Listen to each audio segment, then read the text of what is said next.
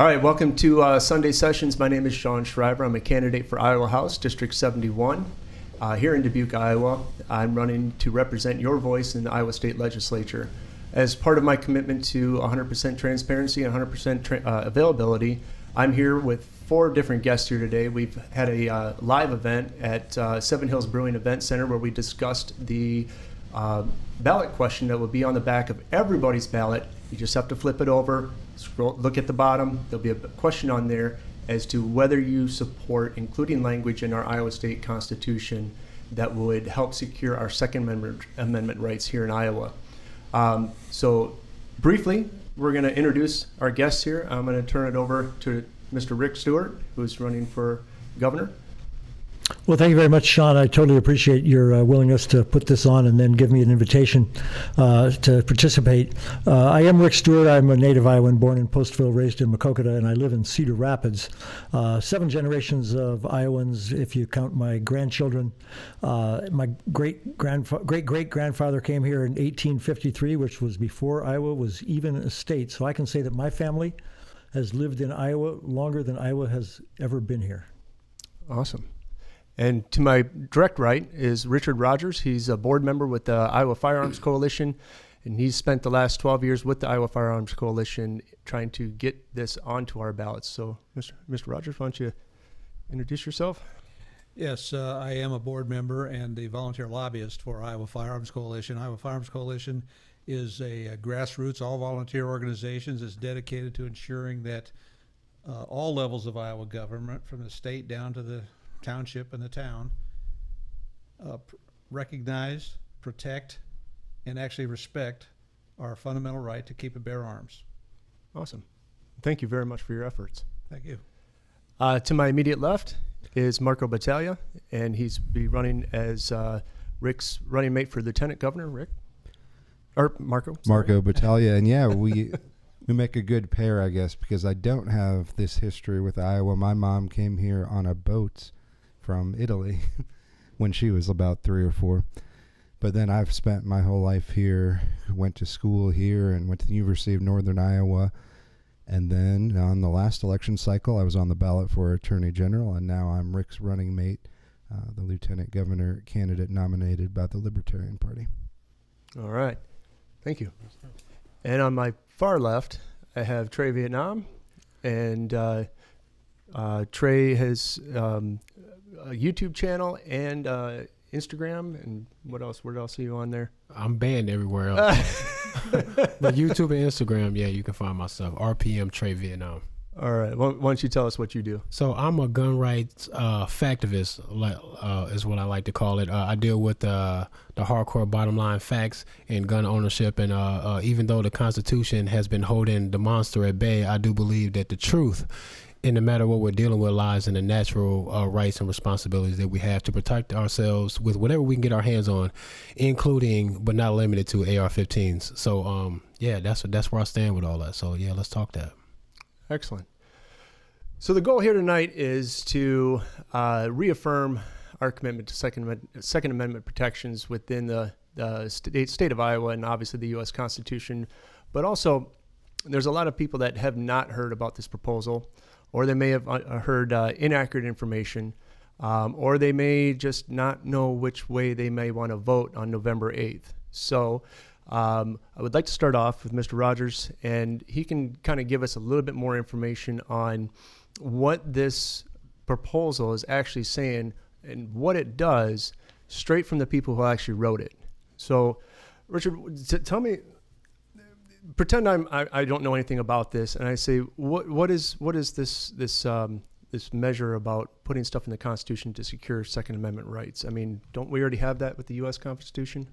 Obviously, the Second Amendment to the U.S. Constitution and the first 10 amendments are called the Bill of Rights, does attempt to protect the right to keep and bear arms, which, as Trey mentioned, in other words, is a fundamental individual right.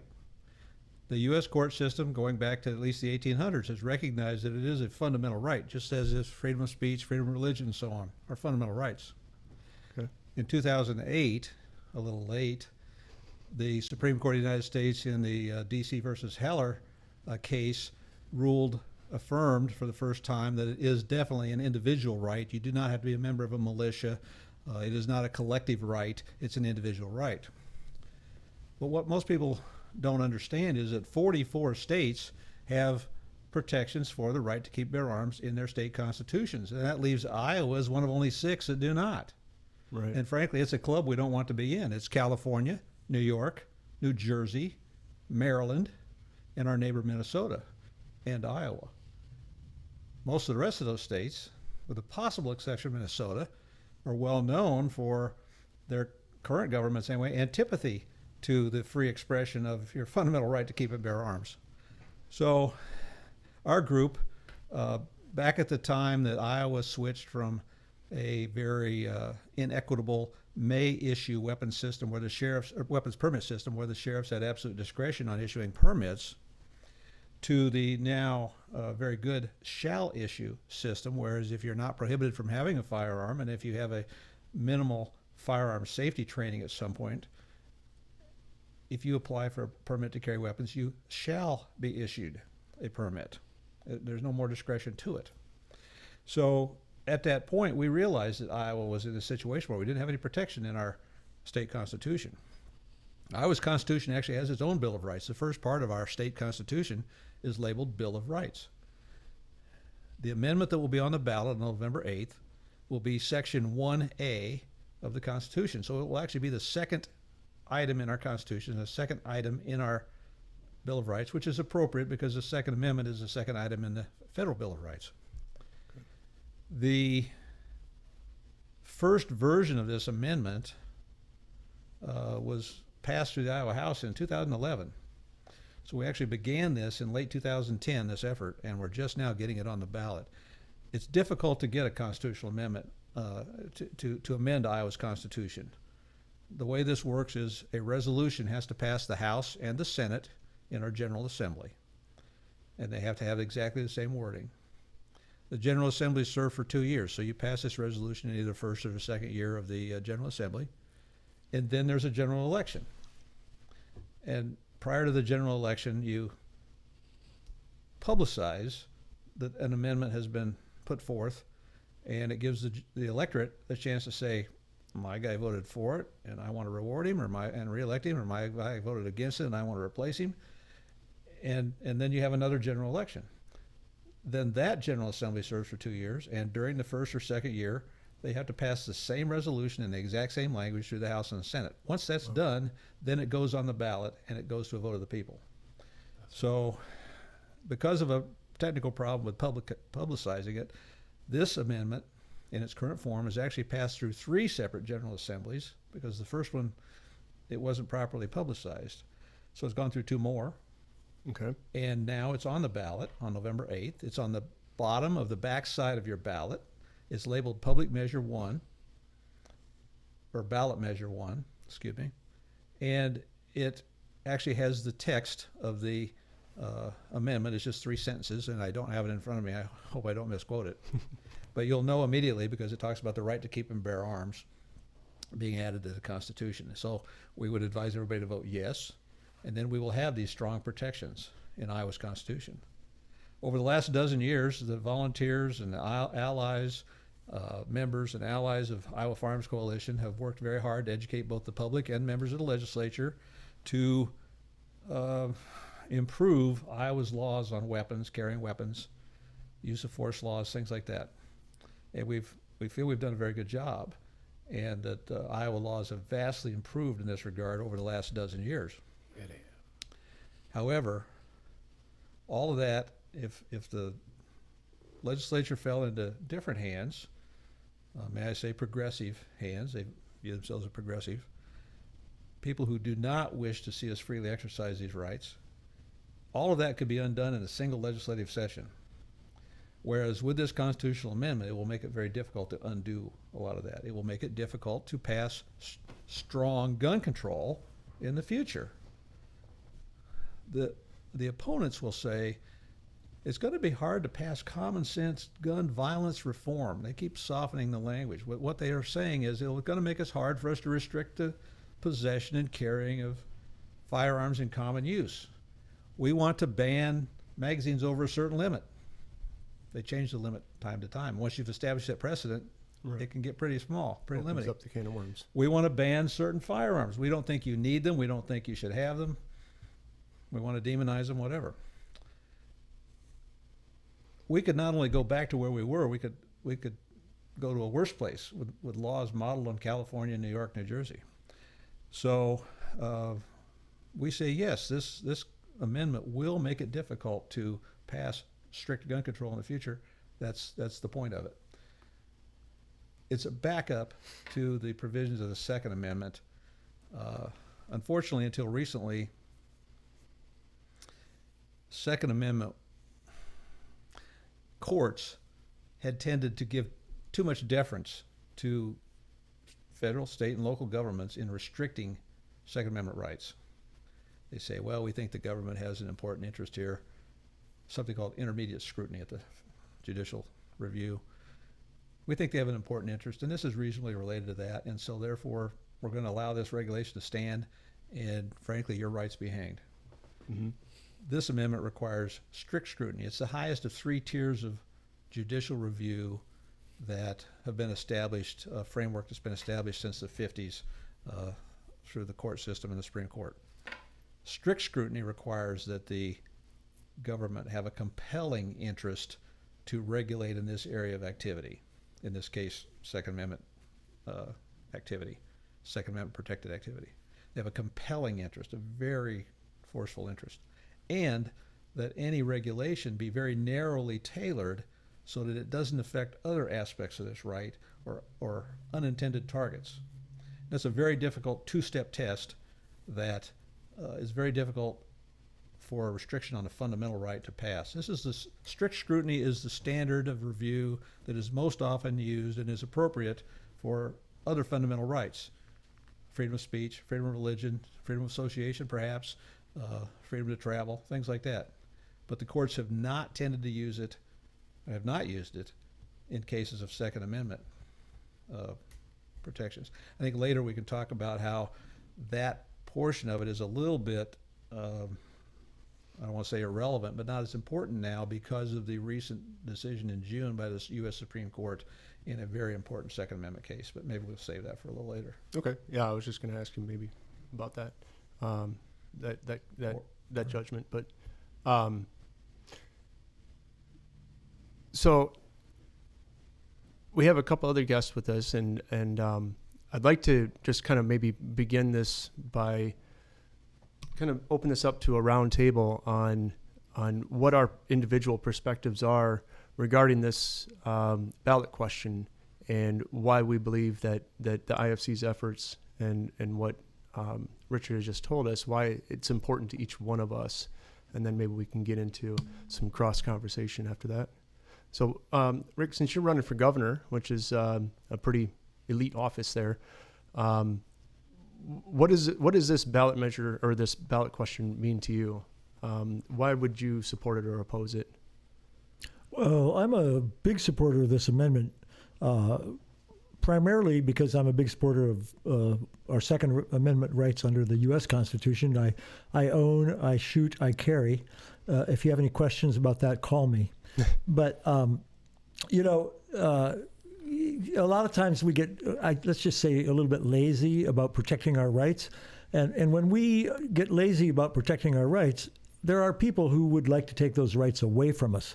And they go to work and they're dedicated and we pay attention to other things. But sometimes they're very successful. And I will point out the assault weapon ban that we passed back, I don't even know when, a long time ago. 1994? Yeah, previous century. That sort of snuck up on us and it got us. We had it for 10 years, but then fortunately there was a sunset clause on it, and Congress failed to renew it. But we got caught napping on that one. And I'm afraid that in the future we'll get a little bit lazy about protecting our rights and we'll get caught napping, and people who would like to diminish those rights will use those opportunities to chip away at them. I want to protect ourselves against that, okay? We need to establish this is a right. It's a fundamental right. It's a natural right. We want it. We want to keep it, and we don't want you to chip away at it. And that's why we not only want to pass the first part, which is the right to bear arms, but also the second part, which is strict scrutiny. That just means fundamentally that you'll have to really have your act together, and you'll have to have your data in place if you want to pass any kind of a gun control law which would take away the rights of Americans, or in this case, the rights of Iowans. And I'm in favor of that for a fairly simple reason, which is we want to protect our natural rights as much as possible from people who don't really value our natural rights. They probably value their natural right, but they don't value our natural right.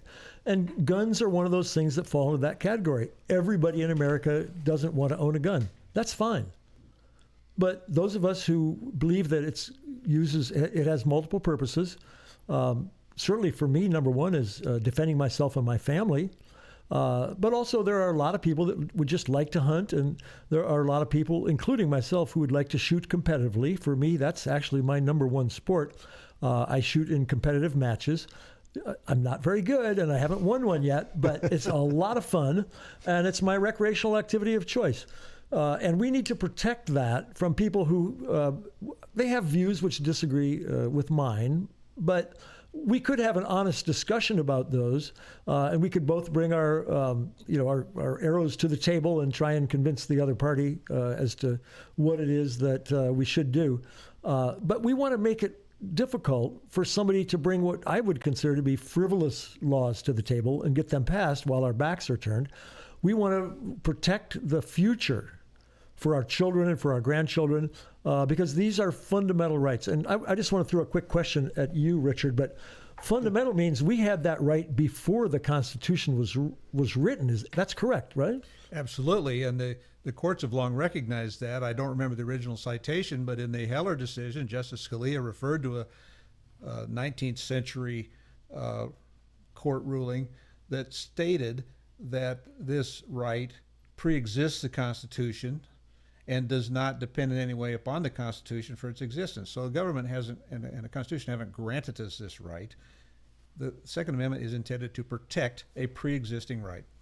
Right. So it's protecting it from future governments who That's may right. not think that it's important, correct? Correct. Yeah. So, if you go back far enough, I'm sure there were cavemen that when they were attacked by somebody who wanted to rob them of their food stash, or perhaps wanted to injure them, they picked up the biggest rock available and defended themselves. And that's really what we're talking about now. We don't have to use rocks. We have modern tools that can help us protect ourselves. And we want the right to protect our possessions and our lives with a Second Amendment. That's pretty much the way I look at it, isn't it? With the tools and the weapons that are in common use. And the amendment refers, both this amendment and the Second Amendment refer to arms, not guns. That happens to be the tool that's in common use for defensive purposes in this era. Before it was a club, a rock, A sword, I suppose. a spear, Yeah. both to defend your home and to defend your community. And in the future, it might be a Star Wars phaser or something like that. Yeah, and I want the right of to defend myself with the best tools available. I assume the person who's attacking me will use the best tools available, and I don't want to be in an inferior position with respect to that. So yeah, I want to protect that right for myself, and as I said, for the future generations who are going to come after us, and I don't want them to look back and say, "Why didn't Grandpa do this?" When here I am, and for a variety of reasons, a whole lot of gun control laws have sprung up, and I can't defend myself. I want to help the future even more than I want to help myself, simply because I think I have an obligation to think about the future. So I'm in full support of this, a yes vote on the Second Amendment. I hope every Iowan will turn their ballots over and vote in favor of it. This amendment is not intended primarily to benefit us today.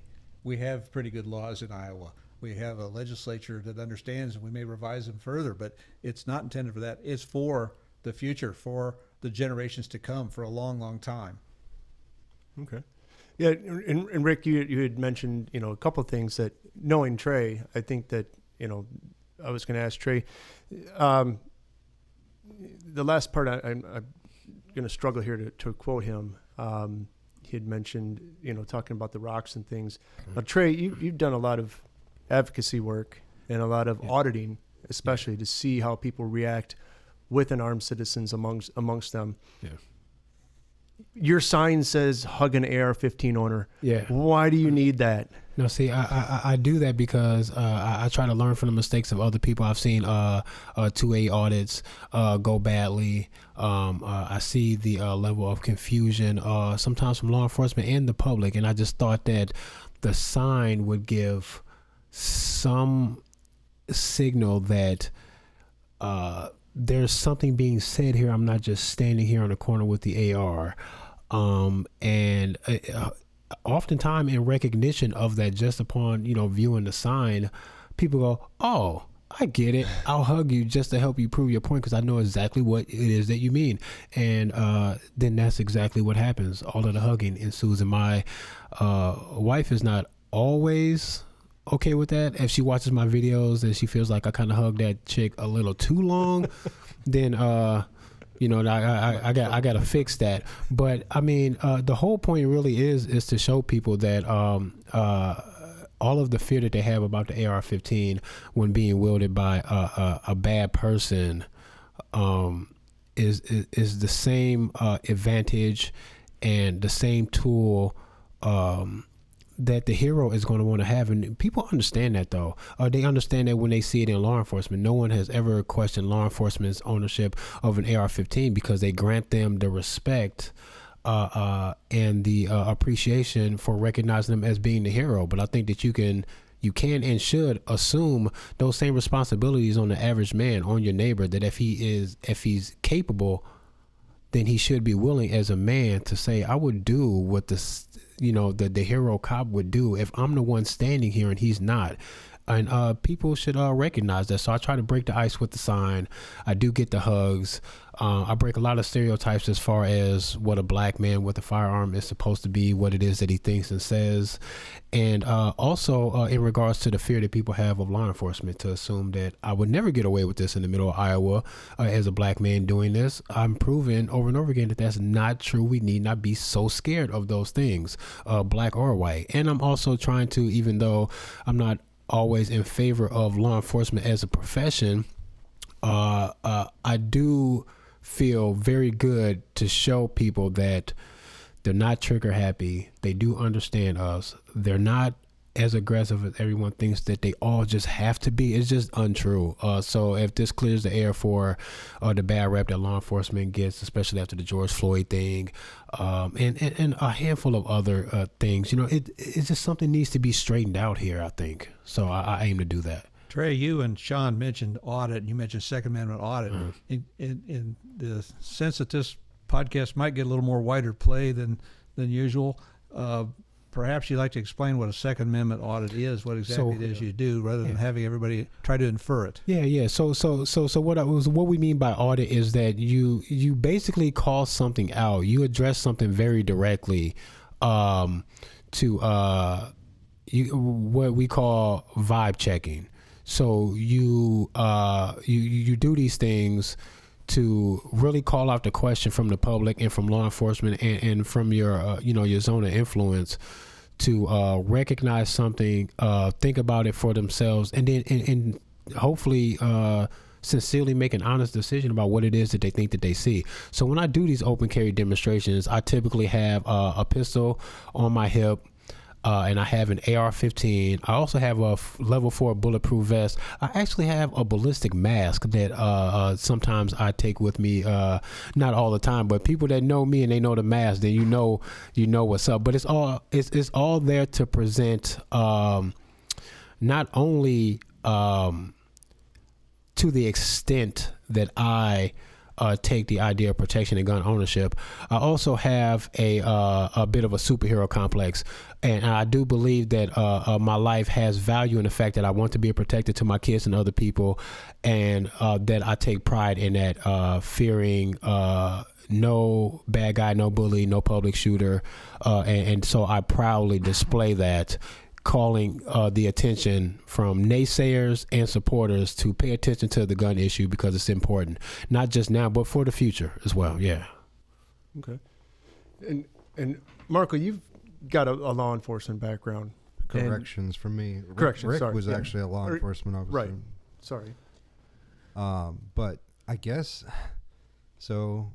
Ever since I came out from behind the scenes and actually ran for office, whether it was the city level, the state level, or worked for campaigns for national politicians, I always took it very seriously and just tried to learn, the different aspects of firearm legislation. And to me, it was always, I guess, just the more that I learn, the more I see the agendas at play, and I know all the different defensive uses of a firearm accessories, and I know that that's the most common use of these tools. And even displaying a weapon, that's the first process. That's not going to go on record as a defense of use of firearm. So in corrections, you have different tools at your disposal, and you hope to never have to use them. And that's the way that most people are with firearms. Right. You don't want to point the gun at someone. You don't want to ever have to put your finger on the trigger. You don't want to have to shoot someone. And I think that's the most common theme among people that use firearms as tools. And especially here in Iowa, there's all the challenges that you could kind of put to, why do you need that?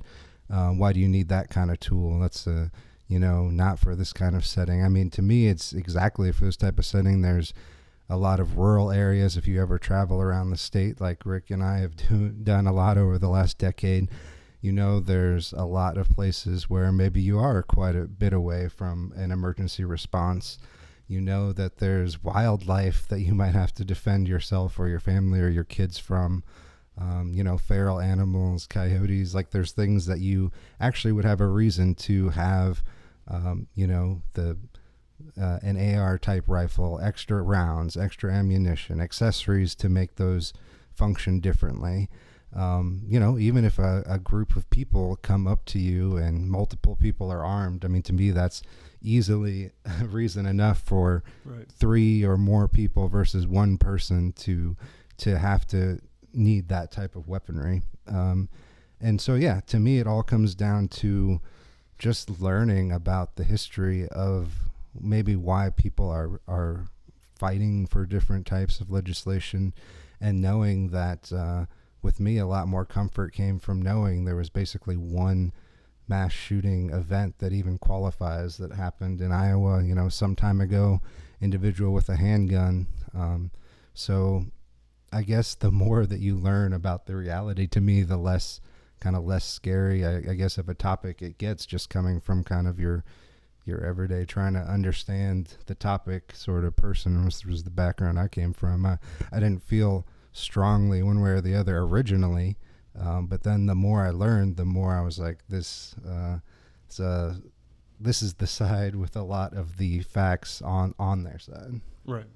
And I want to say this, considering facts, what a lot of people don't understand is that hands and feet kill more people than the AR-15, and people don't recognize that. And then when you tell some people that, not that I'm surprised, but in a way I am kind of surprised that doesn't cause an immediate shift in their perspective. Even if it doesn't change their minds, you would think that, grown people who want to be respected as grown people who believe that their opinion and that their vote and all of that matters and that it should be considered. And when you say these kind of things, you would think they would go, well, damn, that kind of hurt a little bit, because that's true. And now I got to stop hating this gun thing so much. What else you got? Like, it should pull them in to make them go, what the hell am I saying? What am I doing? What is going on here? Like, it should wake them up to being like, if I want to be right, I'm going to need to know more stuff, I think. So what the hell? Hands and feet kill more? Yes. Yeah. If you can, I mean, if you consider choking and food allergy and other stuff, it's getting pretty close. I think the AR-15 kills less than that even. Like, come on, we're going to ban big bites of food and come on, man, and peanuts because people are come on, man, like. I think it's strange that not that I don't understand it, but I think that considering all of the facts and the fact that there's how many traceable, identifiable firearms are in this country. I think if we had a gun problem, you would damn hell know it. Yeah. It kind of looks like most of us are chilling. So what is the problem? Right. You know, it's strange to me, man. I like that you say you're a factivist. Yeah. Those are some facts. Yeah. And that's good. Some people they'll refuse to recognize the facts, as I think you alluded to. Yes, there aren't actually statistics on how many people are killed with AR-15s. There's a category that the FBI reports for long guns. Oh. And so about twice as many people every year are killed with fists and feet as are killed with long guns of all types, which would include a subset of AR-15s. Or shotguns. Despite absolutely, and a shotgun is a very effective weapon for Oh, mass murder, frankly. Yeah. About 4 to 5 times as many people are murdered in the U.S. every year, killed every year in the U.S. with knives and other edged weapons as are killed with long guns. It's not about that, and I think the mass murder some years ago in Iowa that you're referring to probably was actually committed with a revolver. Yeah, it was a revolver. That's right. Wow. Sean, before we go further, maybe we should go back to the amendment, and we call it the Freedom Amendment. Yeah. And I don't have the words in front of me, but let me see if I can quote it so people will see it, because this language, the 3 lines of this amendment, will be on the ballot. There won't be any question about it. The question will be, shall this language be added to the Iowa Constitution? And the lines are, the right to keep and bear arms shall not be infringed. The sovereign state of Iowa recognizes this right, this to be a fundamental individual right. Okay. Any restrictions to this right shall be subject to strict scrutiny. So that means the level of judicial review if there's a controversy about whether a new law or regulation infringes or imposes upon those rights. So those are the 3 sentences. It's going to be easily recognizable on the back of your ballot near the bottom. It's the only constitutional amendment, and I hope you'll vote yes. Yeah. Yeah. Like I said, I think the most, well, you guys tell me, the most pushback I've seen is from opponents is the strict scrutiny thing. I don't know what the focus is so much.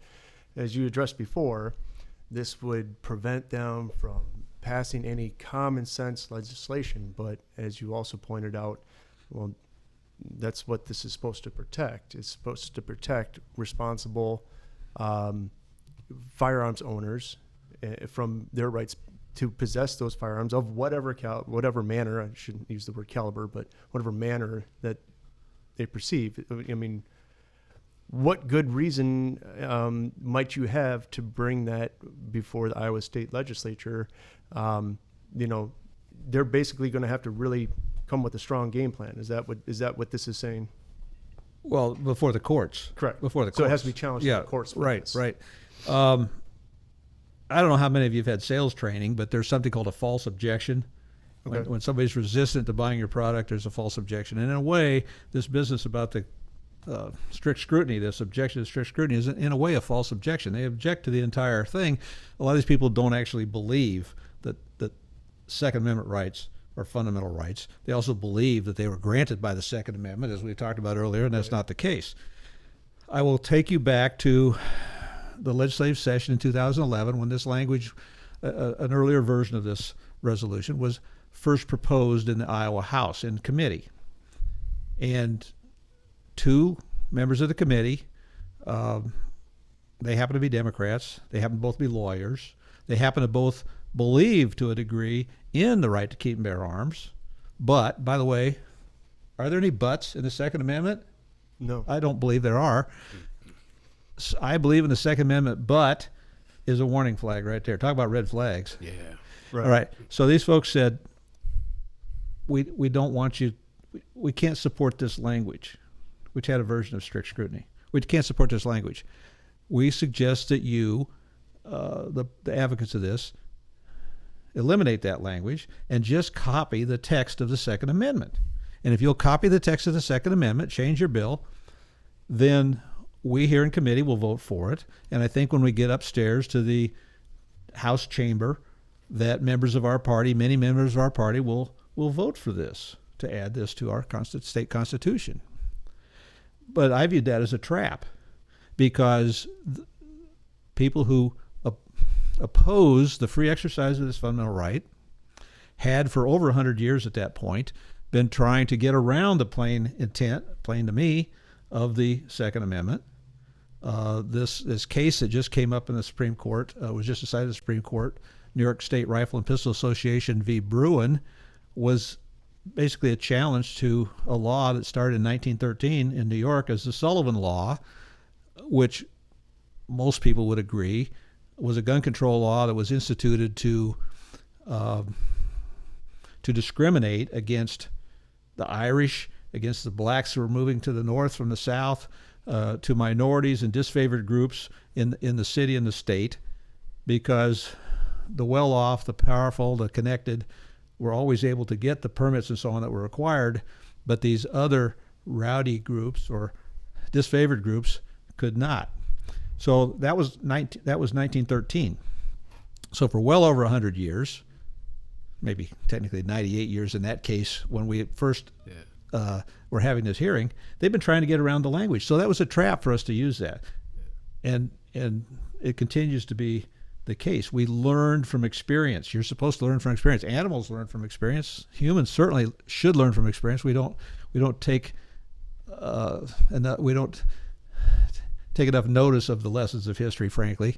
This is why we have to keep refighting these fights, as you've related to earlier in the day, Trey. I followed two well-known 2A proponents, Coleon Noir, who used to be with the NRA, who's kind of gone off in his own direction now, and also Maj Toure. I don't know if you're familiar with Maj. Somewhat, and Noir. Yep. He's a lawyer. Yep. And both of them kind of opened my eyes to the fact that the real kick to gun control and anti-gun legislation was really to restrict a particular race of people from possessing a firearm because it was considered a threat to, well, the established race of the day. Yeah. I believe this was when the Black Panthers walked into California Capitol. Yeah, thank you very much. Openly armed. Yes. Yeah. And I don't personally, if anybody can do that, then why can't they? But I believe that what's the gentleman's name who submitted the legislation in response to that?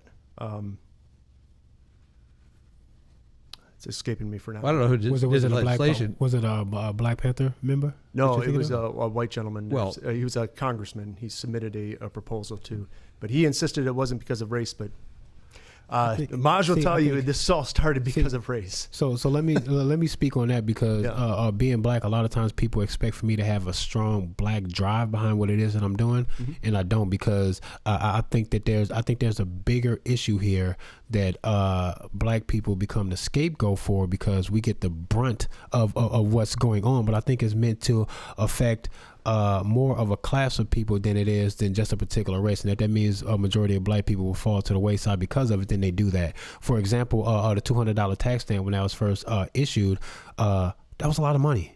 Right. Back then. Now they didn't adjust it for inflation. It's still $200, but when they did that, who the hell could have afforded that? Definitely not no black folks, and that was enough for them. And if a lot of white people fell under that category, hey, sink or swim, because that means you too. So there's a lot of class stuff going on in this, and I always tell people, I can say what I can swear, right? I can.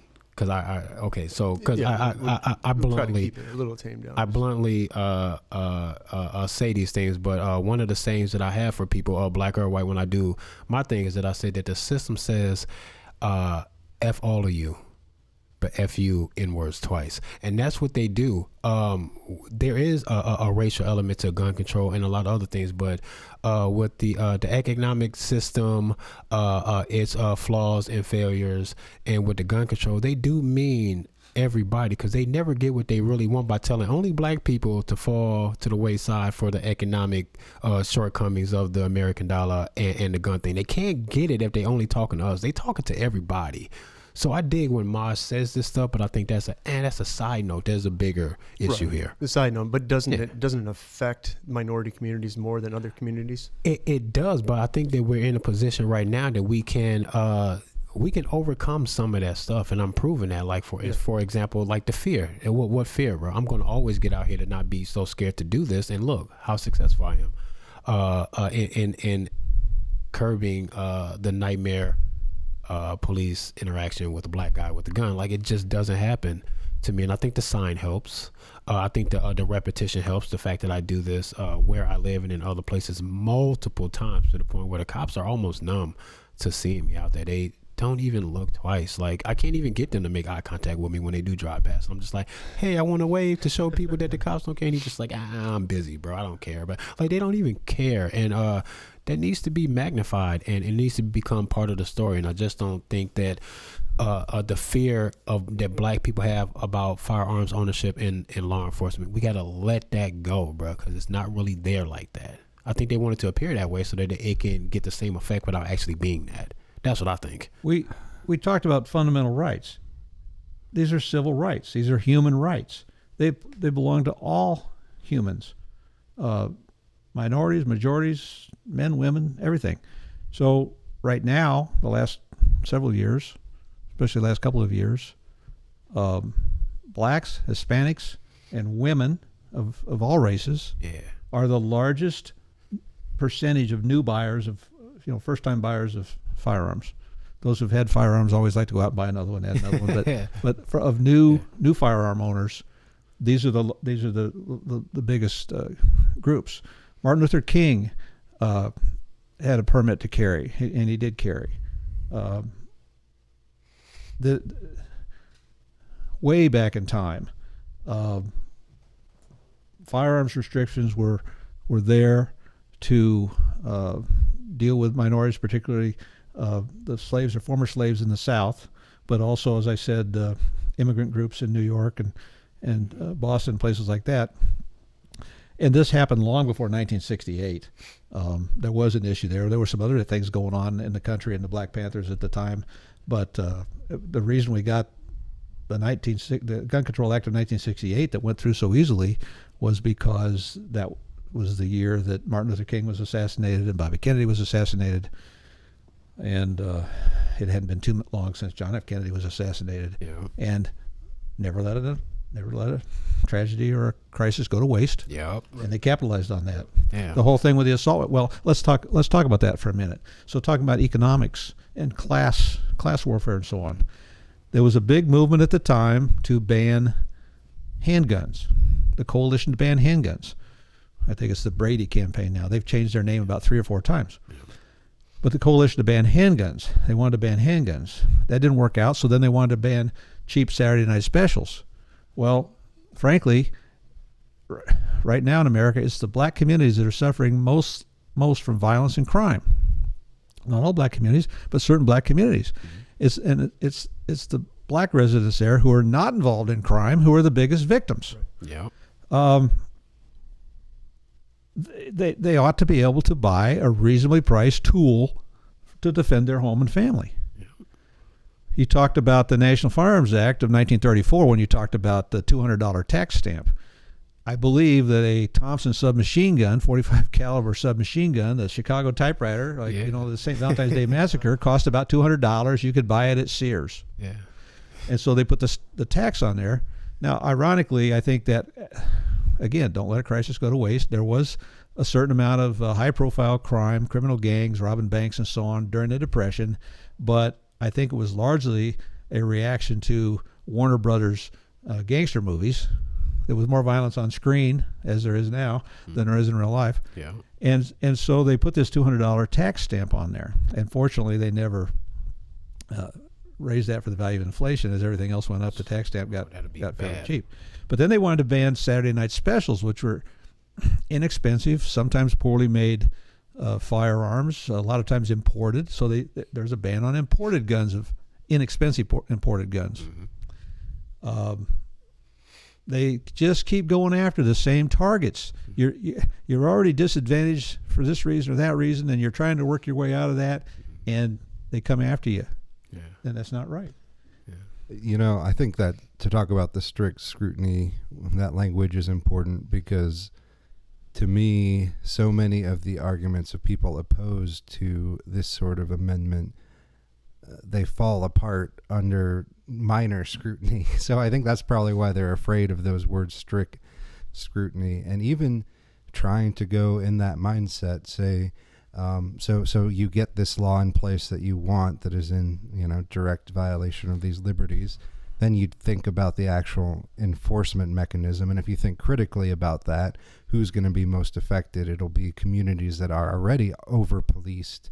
And is that, if we're talking about any other crime besides possession of a weapon or an accessory, they're going to be right there on that side of calling this a problem. And so that falls apart. That argument quickly falls apart. Same with so much of the fighting over language of a specific tool, a specific type of firearm falls apart under minor scrutiny. So I think that might be why they're so afraid of those two words, strict scrutiny. Can I just jump in on that? Yeah, a slightly different analogy, but in my reading of this, and bear in mind I'm not a lawyer, so if you want actual legal advice, call somebody else. But the thing about strict scrutiny is it means you can't pass laws that sound good but don't work. And a lot of these laws that people would like to pass, I mean, yeah, they sound good, but they haven't worked in the past. That's why the assault weapon ban was got allowed to lapse, because it didn't work. And if you subject everything to strict scrutiny, it means the only kind of gun control laws that you get to pass are the ones that actually work. Well, isn't that the only ones we want? I don't want gun control laws that don't work. I only want ones that would really work. And it means you have to show in advance and have a limited number of people who will be affected. And if it passes strict scrutiny, you'll still get that law. But the people that don't like strict scrutiny, it seems to me they're like, we want to sell inferior goods, because a law that doesn't work is an inferior good. Yeah. I want to sell moldy cookies. Why can't I sell moldy cookies? Well, because we don't want moldy cookies. So we want the highest quality gun control laws we can get, and the only way we can get them is if they pass strict scrutiny. Bear in mind, I'm not promoting them. I'm just saying that you can't have crappy gun control laws, but the people that don't like this amendment, that's what they're proposing, is we want the right to pass crappy laws that don't work. Let me ask you this. Let me ask these opponents this. Which other of your fundamental rights are you willing to let the courts review under a lesser standard? Yes. Rational basis, Yep. or in which case basically anything could pass muster, or intermediate scrutiny, where there's an important government interest and the restriction is reasonably or substantially related. Not entirely related to what we were trying to do, but it's sort of related to what we're trying to do. Are you willing to put your other fundamental rights under that kind of a lens? I don't think so. Right. You see, asking them the hard questions to make them, turn, inside themselves is always good. I try to ask people, if they claim to be virtuous and incapable of harming people, and they would never own an AR-15, I tell them, well, who would you hurt if I gave you mine? And they go, no one. I go, oh, because of your heart, right? I guide you. Either I will pass you this and you would turn it to a cycle, or you would say, this is still never going to hurt anybody. I'm incapable of doing that. So, putting the ball back in their court to make them reflect inside themselves about what it is that they're actually saying is important. And you would hope that if you're dealing with people who are sincere in what they're saying and they're listening to the English words that you're speaking, that they would begin to look inside themselves, even if not in front of you, but that they will go home and reflect and say, what is it that I'm asking for? And there's nothing wrong with, making people be very specific and sincere when they want to control, something like guns, because it just seems that they don't care that they affect people who want to not be bothered and don't deserve to be bothered, as if this is the only way we can curb, this gun violence, is to take them from everyone or restrict everyone. But I think it makes more sense to increase the punishment for violating someone with a firearm, as opposed to saying you're all going to be treated as if you've done something wrong. And we do that with body armor, for example. You commit a crime and you're wearing body armor, it's not illegal to have it, but if you commit the crime with it, the punishment goes up. If you guys want to make a harsher punishment for people who use these guns that you're so scared of, then by all means do that, because I'm never going to be the initiator of force or violence with my firearm, so I could care less. But to tell me that I'm just as bad as the guy that you're scared of for something that he did, it just seems ridiculous. Fear of the unknown is a big problem. It really is. No, that's exactly what I was going to say. People fear the things that they have never encountered, mostly. Yeah. It's a big boogeyman. Go ahead. Everybody's got some footage. Yeah. I was actually going to shift just a second, but I wanted to get everybody a chance to finish this.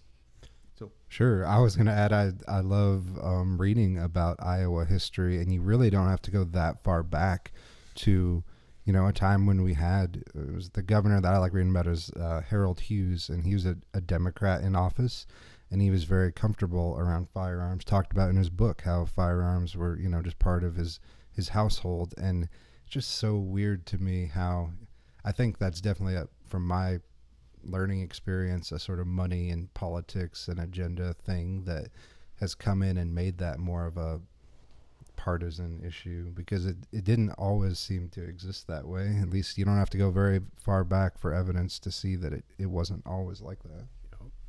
Yeah, it does definitely seem very partisan now. Yeah. Rick, did you have anything to add to that?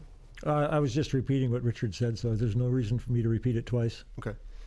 You know, and I'm approaching this from more of a personally from more of a legislative position. I mean, that's where any type of gun control or gun regulation is going to start. It's going to start in the legislature. It's got to be proposed. Once it's proposed, it's got to be passed. It can then be challenged, correct? And then it would be up to the governor, lieutenant governor to stamp, right? I mean, I've got my own, you know, reasons why the Second Amendment is important to me. I've been around guns my whole life. My father had guns. I would never dare touch them, ever, unless he was with me. The punishment I would have received would have been way worse than any enjoyment I've received. So I learned from a very young age, you know, to respect firearms and you know, use them for their sole intended purpose, and that's it. And, you know, in defense. But I've heard a lot of support from people I've interacted with on this, right? I've also had a few, you know, people come back at me with arguments. So I wanted to play a little devil's advocate and toss some things out here. You know, everybody's kind of like, oh yeah. So I got kind of lost in train of thought here, listening to a couple of those, but when we talked about fear of the unknown, the biggest thing is the what abouts. What about the school shootings? What about the mall shootings?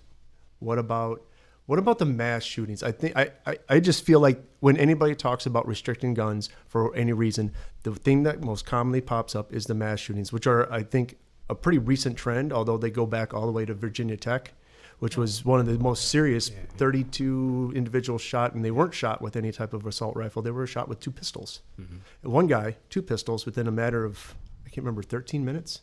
Something like that. It was, Charles Whitman, I think, in Texas, the Texas Tower. Yeah. And hunting rifles in the 60s. Right. Yeah. So what do we do about these issues if we're not going to be able to pass gun control laws? Because that's going to be the question. Well, what's your plan then? Well, first of all, what good is it going to do to pass gun control laws? How many people have said for years we've got like 20,000 gun control laws in the U.S. They're talking about local and state and federal laws. They all pile on top of each other. A lot of them are very similar. But what gun control laws have led us to this point where, frankly, we had high crime in the 90s due to drug trade and so on. It went down during the same period, during the same 25-year period from the 90s to, let's say, 2020 or a little before, that gun laws were being liberalized in the good sense, across the country, where we had more and more states, ultimately ending up in about 44 states that have shall issue weapons permit laws. We have 25 states that require no permit at all as of last year or this year. We have the majority of states, over 30 states, that for a long time have allowed open carry, many of them without a permit. So during that period that more and more people were being able to exercise their right to keep and bear arms, crime was going down. I'm not saying it was related, but it certainly didn't cause crime to go up, which was what the cry always was. Wisconsin was the next to last state to establish a permit to carry system. In Wisconsin, they argued that there will be blood in the streets, there will be shootouts at the stoplights if we allow people to have a permit to carry. It didn't happen. The last state was Illinois because the courts forced them to establish a permit system. And they have a permit system. They had it for a number of years now. That hasn't happened there. They have a very lengthy training course that's required. There are a lot of obstacles to get a permit, and they don't recognize the permits from any other state. But it hasn't happened there either. And then finally in Washington, D.C., which is not a state, and hopefully it never will be, then side topic. It's not an official Iowa Firearms Coalition position. But the courts, again, forced them to have a issue permits to carry. And they dragged their feet. So, like a couple hundred people have it, whatever. But the point was it didn't happen there either. So all these gun control laws can't be shown to be effective. They can be shown to be ineffective.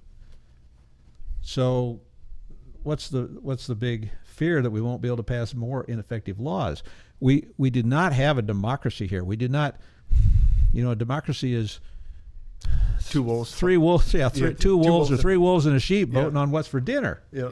And we don't have that. So your fundamental rights are unalienable. It says in the Declaration of Independence, they're unalienable. They can't be taken from you. You can't give them away. You can be prevented illegitimately from being able to exercise them, but they don't take the right away. You can do what you can to try to recover it. Right. So you can even forfeit your right, as many people have done, but you don't lose it. That's right. I don't have to defend myself. I can let somebody attack me and pummel me, and I'm not exercising my right, but I don't lose it, because every day of life, I am born with, or I get up in the morning with that right, and I go to bed with that right, and it can't be taken away from me. It's self-defense. But I'm sorry. Yeah, no, it's like, let's not pretend that taking parts of that right away from me is a legitimate role of government. It is not a legitimate role of government, and it's certainly not a legitimate role of voters, like you said, who there's twice as many of them as there are of me. They can't vote my right away from me. Now, I didn't actually answer your question. I questioned your premises of your question. Mm-hmm. So let's go back to the question. The presumption was that we have mass murders. So first of all, true public mass shootings, as opposed to a domestic squabble that goes to the extended family and 4 people get shot or whatever, and they count those as mass shootings. Public mass shootings of the type you're thinking about, malls, schools, businesses, post offices, those are still relatively rare instances.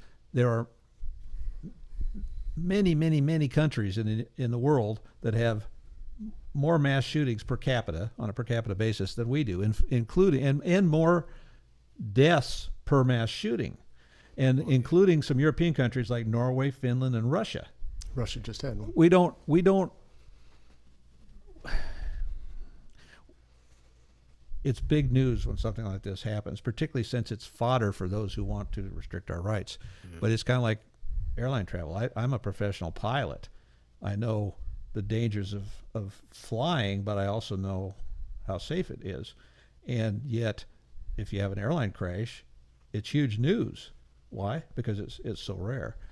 Any instance like you're talking about, a mass shooting is a tragedy. Any shooting is a tragedy. But that doesn't mean we have the right to take away other people's rights, including the availability of a tool that's in common use by criminals, by others. We need to retain access. We talked already about how few murders are committed, or even deaths. Some of them might be justified, but deaths total by long guns, it's just a few hundred each year. Can I jump in on here? Yeah, go ahead. Yeah, well, I mean, I have a suggestion. I don't know if it's a solution, but I think that if we want to reduce the number of mass murders, and I certainly do, then we have to think about something that might positively succeed. And it's not my idea, because every idea I've ever had I stole from somebody who had it. But when a mass murderer now in the media, we publish their name and their picture and their life history and their girlfriend's picture and everything else, and we turn them into an anti-hero. And I think that's what a lot of them want. A lot of them are like copycats. Now, I'm not saying we should not report on mass murders, but if we don't use their name, we don't voluntarily, right? Right. Responsible journalists don't print their picture. They don't print their bio. They don't glorify them and elevate them into public consciousness. We know the names of a lot of these mass murderers, and that's probably what they wanted us to know. So let's say there was a mass murder, but you don't get any glory from it. All you get is a lot of people that wish you hadn't done it. No. I think to answer your question of what can you do just as an individual citizen, I think a lot of the fear comes from, kind of feeling helpless. And when a lot of this hype started happening, after like Columbine, I was a young man, and I was like, what do you do if this starts happening? I don't like feeling helpless. So, I went and took a course about a first responder, like what to do if there's trauma and blood loss.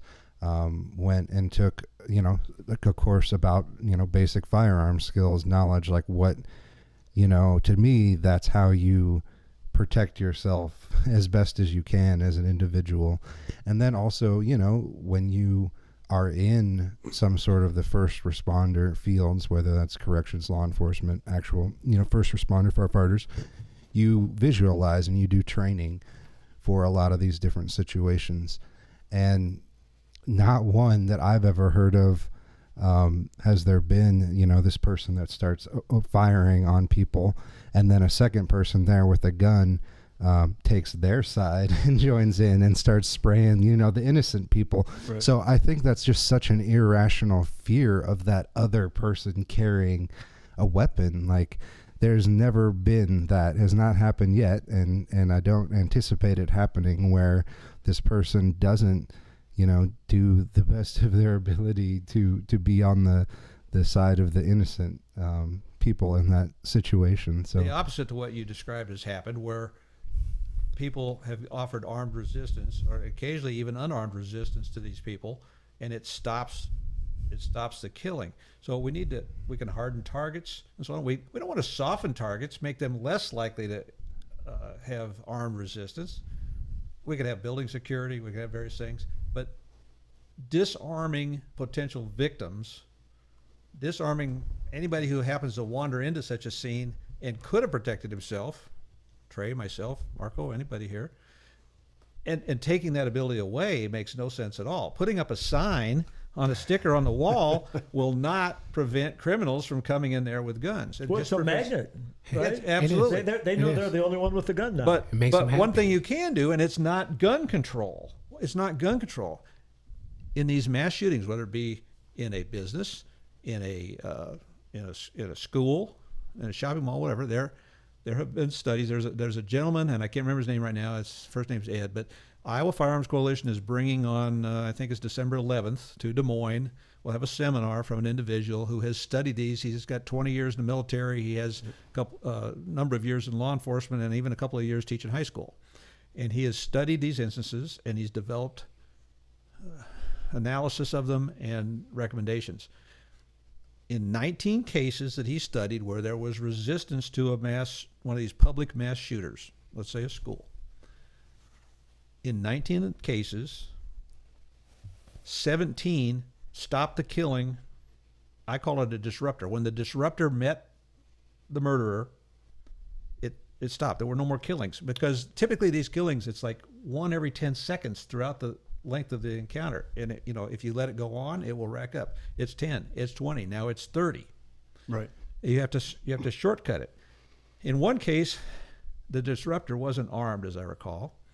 In roughly half the cases, as I recall, there was law enforcement that was armed, or in the others, they were non-law enforcement. But he basically says if you have three options, you can call 911, and you can wait. In some cities, you have to wait for them to answer 911. You might wait a long time, but you have to have them answer, and then you have to wait for a response. We won't even talk about cases like Uvalde where the first responders respond, but then they don't actually do anything for a while. But you have to wait. And while you're waiting, people are being killed. The second one would be to have, in the case of a school resource officers that were armed on the scene. They might or might not be in that particular building. If there's a campus with multiple buildings, you might or might not have one where is needed. So there's a little bit of time yet where they have to respond. It's a delay. There's a delay, and so people continue to be killed. Or you could have staff, whether this is in a business or in a public institution, you could have staff who's armed, trained, and willing to respond. Don't want any unwilling people. You don't want any untrained people. Yeah. Doesn't have to be, in the case of a school, doesn't have to be the teachers. No. It could be other staff. And you can have them spotted around the building, armed and trained. And in those cases, you can have very fast, rapid response. And he has a whole study of this, so it's very detailed. I'm giving you the top line view. Then you're able to disrupt it in a minute and a half or 2 minutes, and there are still people killed in these cases, but it's much abbreviated. So we're going to have a big seminar on that. This gentleman is going to speak in Nebraska, I think in Omaha, and then we're riding their coattails. He's going to come to Des Moines. And so Iowa Firearms Coalition, iowafc.org, iowafc.org. We'll have information on that. Check our events page coming up in December. Is that the same gentleman that you guys had on your podcast? Yes. Okay, Yes. We 'cause I did. listened We to did that do a podcast. He gave a short version of this Right. with our chairman John McLaughlin. Yeah, I think so. Yeah. But those sorts of things are not gun control, but they're things you can do. We talked earlier about mental health. I'm with you on that, by the way, without getting into that earlier discussion. But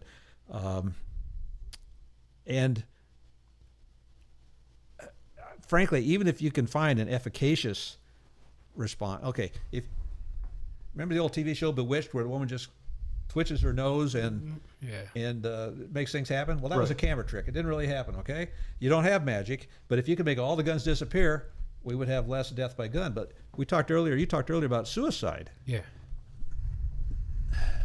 Those who try to limit our access to guns say that we have so much gun homicide. We're the leading nation in gun homicide. Suicide, suicide by gun. Mm-hmm. So we're not the leading nation in suicide. No. What difference does it make how people do it? Yes, it may be a more effective means, but you look at some other nations. Japan has a suicide rate that's just slightly less than ours, and yet there's like 6 guns in the whole country. Yeah. You know, they want to assassinate a prime minister or premier here recently. They had to cobble together some Frankenstein gun because nobody has guns in Japan. They come to Las Vegas and to shoot guns on vacation. So, but they have just about as high a suicide rate as we do. So there's a substitution principle. And the same thing happens with mass murderers. If you can't get one thing, they will use another. Yeah. Right. Yeah. Yeah, there's a famous mass murder in Australia that a guy in some kind of a hostel just locked the doors from the outside and set the damn thing on fire. And I can't remember, but I think it was high teens that were dead. He didn't have a gun, but he wanted to kill people. Yeah. The highest school deaths in the U.S., I think, is up in Michigan in the early 20th century. It was a janitor that bombed a building. Yeah, I remember that one too. Wow. France, they just drove box trucks down the road and killed 108 people, I think, when everybody was changing their Facebook profiles to French flags. Yeah. I mean, where there's a will, there's a way. I mean, Unfortunately. I don't believe in punishing the sons and daughters, or the majority for the sins of a few. I think we can use our resourcefulness to figure out ways to stop people with ill intent. A real world example that stood out to me, happened to me, is multiple times just since this election cycle, and Iowan coming up and said, they feel more comfortable carrying because they are disabled and have different abilities than, their fellow citizens. So they don't like, they're just they put it that they don't like being potentially seen as an easy target, and that's like their equalizer. So I think there's just so many reasons why an individual might feel more comfortable with those tools at their ready, whether they lived in a more violent situation or not. An instance where there may be more violence or less. But another thing that I think is just people are going to see it whether they like it or not. That grocery store closest to me, there's now people, armed security, carrying guns. So to me, is it really that far of a jump from a farmer defending their produce versus the grocery store doing it? Or even in cases now where it's legal to grow cannabis, now someone who would have used to be seen as, you know, an armed drug dealer, are they really that different than the grocery store that's got armed security? They're just defending their product. And I don't know, hopefully it becomes more normal. You talk about somebody with a physical limitation feeling that they might be viewed as easy target. That's absolutely true. People of a criminal mindset seek easy targets, just like we talked about the soft targets of a school for a crazed mass murderer. Yeah. And by the way, the reason this disruption works, to digress for a second, is these guys plan this thing for weeks or months, but they're not SEAL Team 6. They're you know, they've got issues, and when the reality doesn't go the way the fantasy does, when they get disrupted, what happens? We didn't cover this. What happens is they either run off and kill themselves, they stop, they surrender, or they get killed by the armed resistance. But that, for whichever way that goes, it stops the killing of other innocents. But you talk about people targeting the weak, the vulnerable. Women are. Yeah. I tell you, I can't tell you how many, especially older women, maybe it's the circles I move in, but are very excited about this amendment. Just as I said that women are a very great percentage of new gun owners because they feel vulnerable. Women feel vulnerable usually throughout their lives. We're all men here. We don't really have that understanding, really deep understanding. Not as deep as a woman. I mean, right. I've been around some 6'5" guys that I was thinking, yo, if you want to like swing, you could hit 3 people with one swing with these big. I mean, so there is that element in manhood, but even then, like, you know, we all understand how like serious human trafficking is, and it's bringing itself to the surface and making itself more aware to more and more people. I've recently heard of people telling stories of zip ties being attached to car doors to signal that this car can be followed because they've been considered vulnerable, possibly an unarmed single mother with kids or something like that. So then people know, hey, follow this car, follow her home because this is easy pickings. So because of that, I do advocate for women to arm themselves and to take life seriously. Because I mean, it's no conspiracy theory, and it doesn't, and it's not hard to see that life is dangerous. Period. And once you can just come to terms with that simple observation, then you got a choice now. You're going to arm yourself or not, and it should be an easy choice for everybody. I'm always so shocked that when I feel the way I do about firearms, that I can't just talk somebody right into joining me with this firearms thing off simple observations, simple honest observations, man. Like, damn, what do y'all want, man? It's dangerous, and you got a choice to make, and you choose to disarm yourself, and everybody else get out of here. That's crazy to me. Yeah. So you got a senior citizen, you've got somebody in a wheelchair, you've got somebody maybe a senior in a walker, or somebody else that's got mobility issues, and maybe they have financial issues. And again, we go back to the Saturday Night Special. Yeah. You know, a cheap rusty .22 revolver that, you know, your uncle left to you and it hasn't been out of the drawer for 20 years is more effective than a harsh word. It really is. Like when you're defending your home. Screaming and crying doesn't always work. And you know, I like firearms. I think firearms are works of art.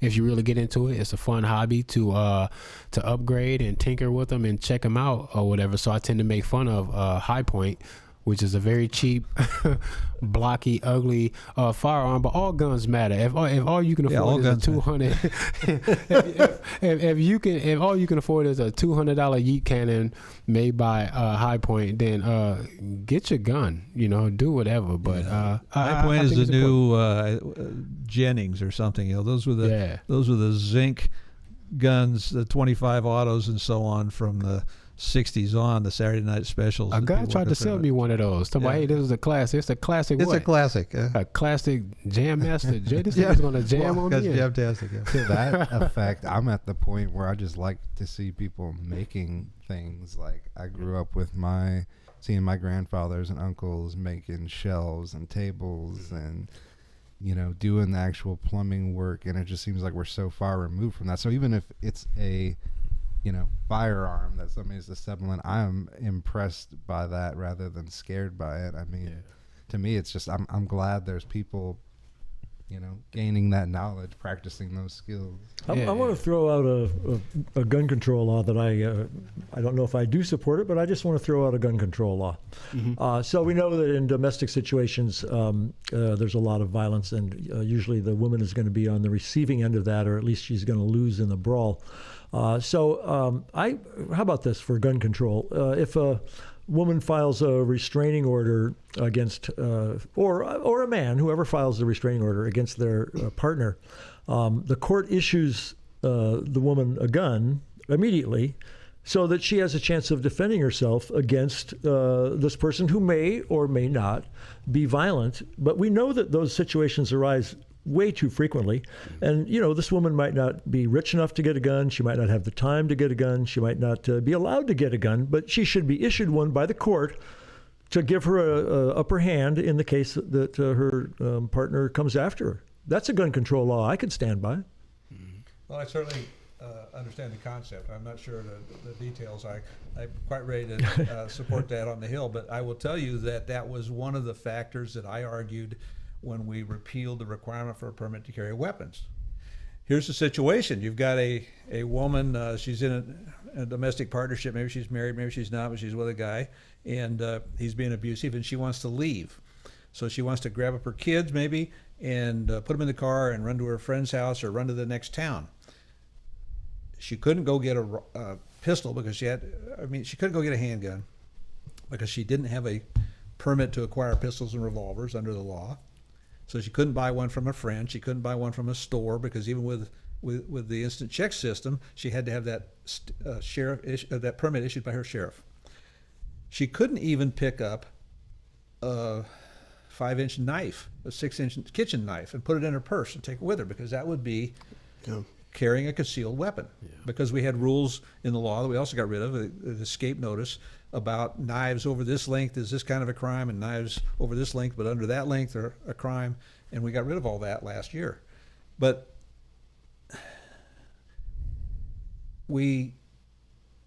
for most people, it wasn't going to make a big difference not to have this permit to acquire pistols and revolvers or the permit to carry, because we recommend that people get a permit to carry still for various reasons. But for the person who needed one now, or a weapon now, or just felt like they needed to have this defensive weapon with them because they were in such stark terror, this was a big change in the law. Yeah, of all the people who should have the right to get their hands on a defensive weapon immediately, that has to be number one. Somebody being stalked, same thing. Yeah. Speaking of gun laws, of gun control and stuff like that, the red flag law thing kind of bugs me, and I'm very anti establishment in a sense. So the question that always arises when I hear people argue for how sensible the red flag law is supposed to be is because I like to play head games with them to make them really address what it is that they're saying and what they're doing. But if I can't red flag a police officer, then let's at least say out loud that this is a law that they claim that they're above. Now I got you. So just say it out loud that this is a law that law enforcement is above, and nothing that off-duty or on-duty officer can do can get him red flagged and disarmed and have to go through proving himself to be justified in owning firearms. So if you can't red flag a cop, then we got to realize what that means and what that is. And what reminded me of that is the whole domestic thing that you were talking about, Richard, is because with a red flag law, a woman who acquires a firearm or already has one that deals with an abusive boyfriend can be red flagged by the boyfriend so that the law enforcement will disarm her, and he goes, I gotcha. The police took your gun. What are you going to do now? Right. And that's strange that you could disarm a woman trying to defend herself against a stalking boyfriend or domestic violence, or even being kidnapped by a stranger in the parking lot. Like, come on, man. The real problems with red It's not flag supposed laws to work like that, though. I know, right? are not Second Amendment. The real problems with red flag laws are not so much Second Amendment. There's some other amendments, some rights Yeah. and other amendments is a problem. But Yeah, the but it's 14th. Fourth Amendment. It's due process. Yeah. And there are 19 states that have this now. There was a flurry of them after the Parkland, Florida school murders. Yeah. They were introduced. Well, they are introduced pretty much every year now in the Iowa legislature, and they haven't gone anywhere. I, in conjunction with the Second Amendment advocates in the legislature, have looked at these. We can't find any that honor due process. There are mechanisms in Iowa law now and in the laws of other states to identify people who literally are a danger to themselves or others, and they could be committed for observation or whatever, and determination could be made. But it's cumbersome. But when you make it not cumbersome to red flag somebody, you end up where you are, and that's the road you start down. So I this amendment doesn't probably bear directly on the ability to pass red flag laws. It may, but the problems of due process and so on. And I will point out to our listeners, watchers, that a federal court in Texas just a couple of weeks ago ruled that the question on the form ATF form 4473 that you have to fill out when you buy a gun from a dealer that says, are you under indictment for a felony, that question is unconstitutional. It's unconstitutional to bar somebody from transferring a weapon or receiving a weapon because they're under indictment, because they haven't been convicted. Innocent until proven guilty. Right. And now that's being appealed upward. We'll see where it goes. But the court, the judge said this is unconstitutional, specifically in light of this Bruin decision in June from the Supreme Court, New York State Rifle and Pistol Association versus Bruin, that it's unconstitutional. It was all along, I believe, but it wasn't. It was under people's radar. There were too many other bigger fish to fry. Yeah. So that reasoning will impact red flag laws going forward, I believe. Yeah, I think so. Yeah. But you're not convicted of anything. If you don't get due process, it's ex parte hearings. You're the boyfriend. He's the girlfriend. Oh, wonderful. You're the boyfriend, and she goes to the court and says, I want to red flag this guy, like you described, and you don't know about it until the court. I'm the judge, and I say, yeah, go grab up his weapons, and that's when you first hear about it. Then later, at some point, you get to give your side, but you're not provided with a lawyer. Even if you're indigent, you're not provided with a lawyer. Right. That's the problem. Yeah. Right. But you're defending your rights and your property, because they've got your property. I think that's my one of my main concerns with red flag laws is it violates the second, obviously, it violates the fourth, and it violates the 14th Amendment as well. We've all, I don't know if we've all seen it, but I have seen many, many instances rising up in the last 2 to 3 years of what they call swatting. If you guys know what swatting is. Yeah, sure. It's basically me making up a story, spoofing my number, and calling a local law enforcement agency and saying, "Hey, Rick here is sounds like he's beating his wife, and his wife is screaming, and I think he's got a gun, and blah blah blah." Anyway, SWAT team shows up, or the entire half the police department, and they're literally rushing the house, kicking on the doors, and here's Rick just sitting in his lounge chair, watching the game, jumps up and Grabs my gun. yeah, well, or Sounds like a house. just goes to grab invasion. your TV remote or do something wrong move, and all of a sudden that officer is just seeing you move, and he's shooting you, and it's basically death by cop, it's murder by cop, I should say. By me calling the SWAT team in to get you murdered, and I didn't have to do a thing. I'm afraid that this is going to be used by an ex-boyfriend, ex-girlfriend, ex-husband, ex-wife, however, whatever you want to put, or just, a neighbor that just doesn't like his other neighbor. It could, there's so many different ways red flag laws could be abused. And even if it's just to cause, even if the law enforcement officer showed up at 2 o'clock in the afternoon and politely knocked on the door, and Rick came to the door. The fact that you're going to have your firearms taken without due process, and it's going to send you through so many ringers to prove yourself innocent. Now, how do you prove a negative? How do you prove you're innocent, Rick? Yeah. You know, and how long is it going to take you to do that? And how much is it going to cost you? And how much work am I going to have to miss, and how much of my child care responsibilities am I going to have to miss? And your reputation. And it's going to be front page of the newspaper, and nobody's ever going to notice 2 or 3 weeks later that I was completely innocent. They're just going to notice the headline, and every day for the next couple of years, people are going to come up to me and say, "Oh man, tell me about that, raid at your house." We don't understand the long-term effects, negative effects of this kind of behavior, because the papers don't print that. They just print the first day headline, and then they move on to tomorrow's news. And it's a slippery slope, because we could probably all sit here and go, well, and you raise a horrible case study of somebody that everybody should have realized was screwy, and he goes out and does something awful. And, well, if we would have red flagged that guy, and you make a very limited number of people that can do it under very limited circumstances, and you establish that, and we go, well, I have some problems with it, but in that case, it's probably not too bad. But what happens is, and this has happened already in states that have adopted these things, is they come back in a year or two and they say, well, we need to broaden this. It's not strong enough. In some states, they say, well, we're not using it enough. In other states, they started using it like crazy. Florida was one, I think. Yep. They start doing it a lot. 15,000 cases already, or whatever. And there are people that will track that and go right on, and other sites will say, hey, wait a minute, what's happening here? But they go back to the legislature and they say, okay, we need to revise this. We need to broaden the scope of people. Now it will be your neighbor.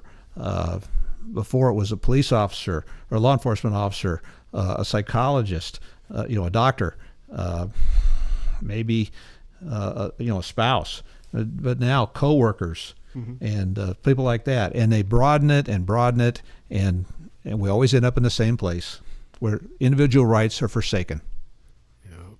And I'm not trying to downplay the fact that I'm sure there are some crazy ex-boyfriends and some crazy ex-girlfriends out there, and these situations do happen. But I think we covered that there's multiple different ways in which, if you're not willing to protect yourself, I don't know what we do in that situation. But I know we don't punish everybody else and take away their abilities to just do what they wanted. If it was okay for us to blame an entire group of people just to be safe, then how about we look at even one racially motivated cop shooting that was proven to be bad, and then go, I think we got to disarm the entire police department in that city until we figured it out. Maybe you guys don't deserve. Now, we wouldn't do that, though. Now, all of a sudden, it's okay to blame the individual for individual choices. Right. And we all understand that in other areas. So when people bring a contradicting perspective to the idea of gun control amongst the citizens, it's like, you're not okay with that kind of a thing in other arenas. Like, why is it making sense right now? Because you're scared? Get out of here. That's ridiculous. I think I'm optimistic that the people of Iowa will welcome this amendment and pass it, I hope overwhelmingly. But I'm confident it will pass. And part of the reason is that people are frightened now about rising crime. They saw how thin the veneer of civilization was a couple of years ago. When mostly peaceful riots were, the reporters standing there talking about the mostly peaceful riot, and the building behind him is a conflagration. So people are concerned. You said we would never get rid of the cops on the basis of that one individual. That's true, but we have gotten rid of a lot of cops. The cops, the forces of the police are being reduced. They're they're at their limit in a lot of places on the resources. So I heard recently that in New Orleans, 911 response time is now 2 hours. Wow. And a policeman down there said, if we go to a scene of a shooting, we go to all the scenes of all the shootings. We do show up.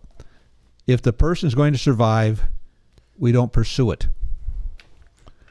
They go on, because they have such limited resources. I found this almost unbelievable. But it's the problem now that we are reverting to, the thin veneer of civilization. In some parts of the country, we're reverting to the jungle to a degree, and we see it in our part of the country with the number of people driving over 100 miles an hour on the highway is up 4 times in the last 2 years. Yeah.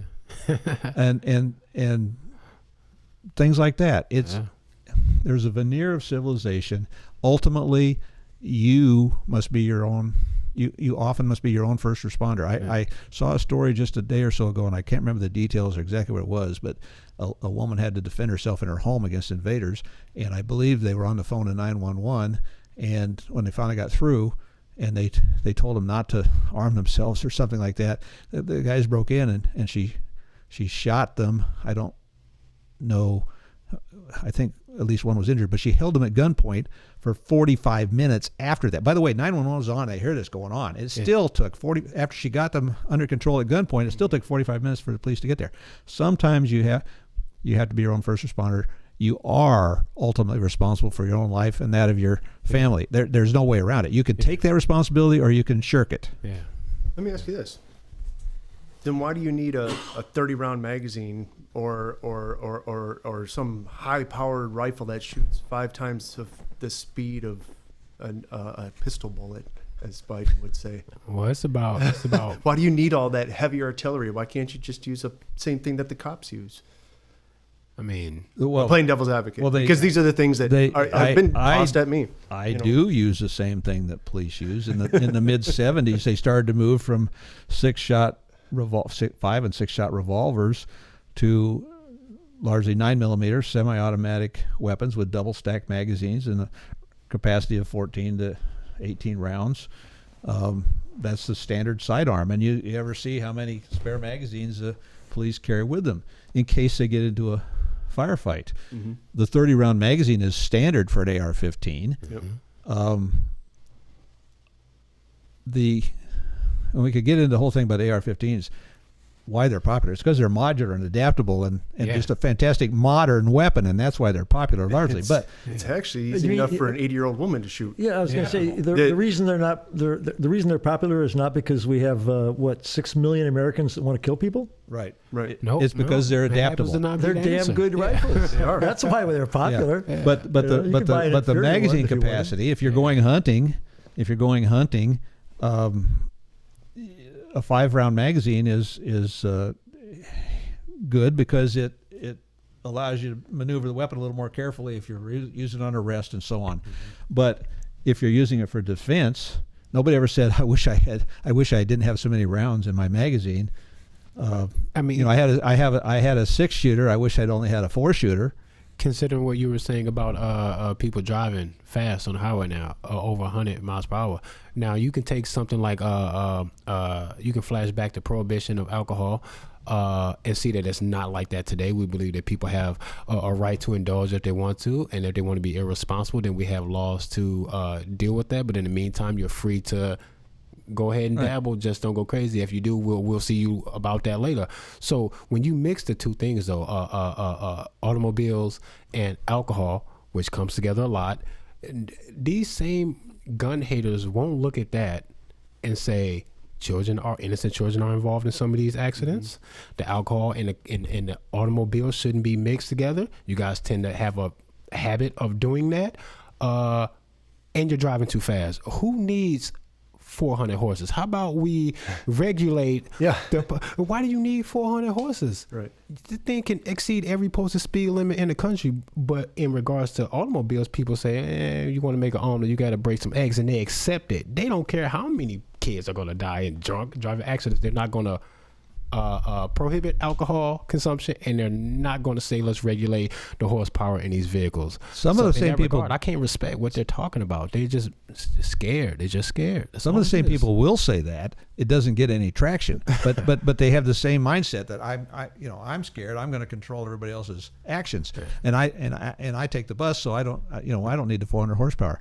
But how many people are killed? Homicide, not suicide. Mm-hmm. How many people are killed every year with firearms in the United States versus how many people are killed in auto accidents involving alcohol or drugs? accidentally too. People aren't even intending to do this. So look at the there's accident. that, The numbers high. There's that too, but I'm talking Yeah. about people who could be considered to have flouted the law and common sense and morality and good judgment, Yeah. and resulted in the deaths of people. It's way more than the number of people who are killed, accepting suicides, Yeah. killed by firearms. Hell yeah. But it doesn't draw the ire because everybody uses a vehicle to get around, and Yeah. for whatever reason they don't. But it should though, in the idea that these things are all accidents, for the most part, with the automobiles. It's like people are accidentally outscoring the gun thing by accident, by making bad choices with no intentions of actually doing that, but it keeps happening over and over again. And we're never going to prohibit alcohol, and we're never going to really minimize the horsepower, man. You mean funny it's to me not an watching them do accident this when shit. I get drunk and stumble into my car and start the engine and try and drive? That's not an accident? That is that I'm sure people don't intend to do that and hurt people. They're making a calculated risk, and it doesn't pay off for them. But I think they want to go from A to B without hurting people. It's a total accident. Yeah. They really don't mean to do that, and they still outscoring the gun stuff. I got you. So it's weird, man. To I watch want to people just throw something else in here. I guess it's off topic, but if I were the emperor, the first thing I would do to lower gun deaths. Well, you'd have to take it from me first. Yeah, I'd borrow it for just. The first thing I would do to lower gun deaths, and it's not the majority of them by any stretch of the imagination, but it's a significant number, is I would simply end the drug war.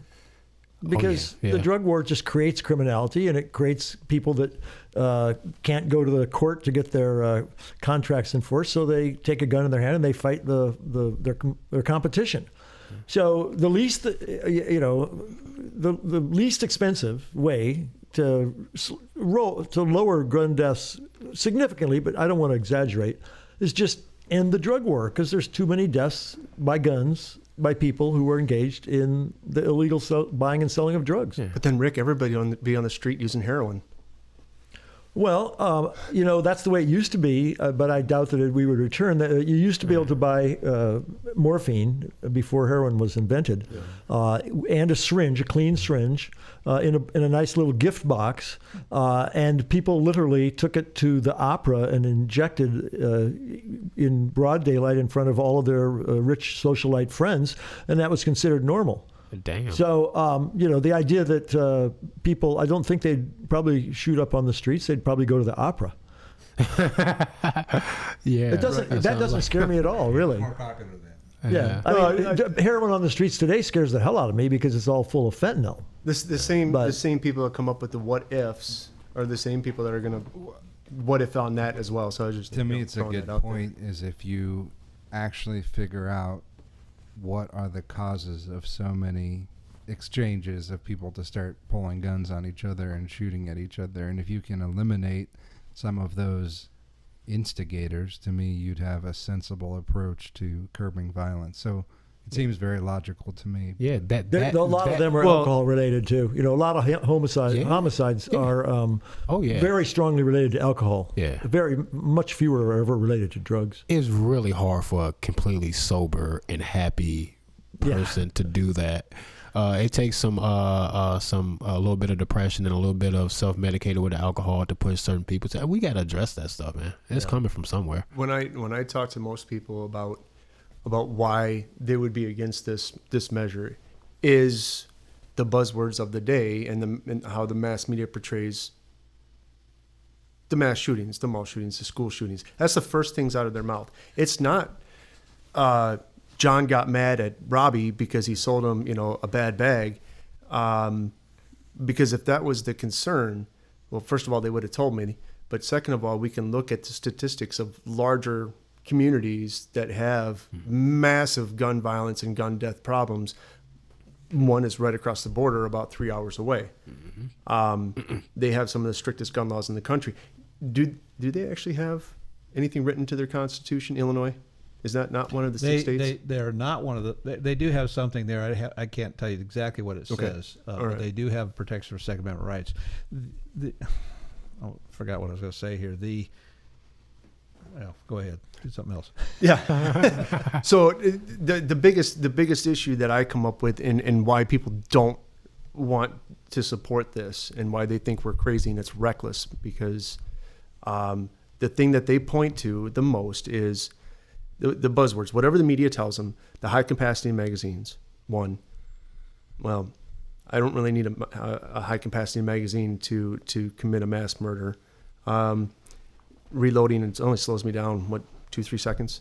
Oh. You know, I mean, I'm not trying to justify it, Yeah. but just the rebuttals. But they always bring up the mass shootings. That's the biggest objection I've come across, and I'm just like, well, but I think they're afraid of being caught up in something they're not supposed to be caught up in.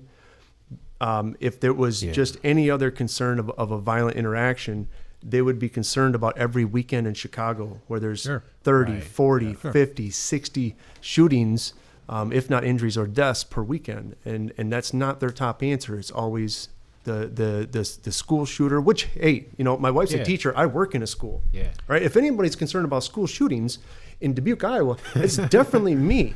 As Mr. Custodian, we roam the halls. We're probably going to be the first ones to get shot. Well, let's go back to what I said about airline accidents. Yeah. They, you know, if it bleeds, it leads on the press, on the media. They're spectacular. They're unusual, and so there's a lot of attention paid to it and a lot of concern. People are very concerned that they're going to be in an airplane accident when what they should be concerned about is fires and falls in the home. Right.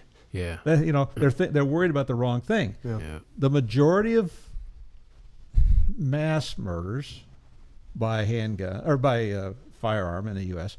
are by handguns and not by these rifles. Right. Only a few hundred people are killed every year in any kind of murder, not mass murders, any kind of murder with these long guns.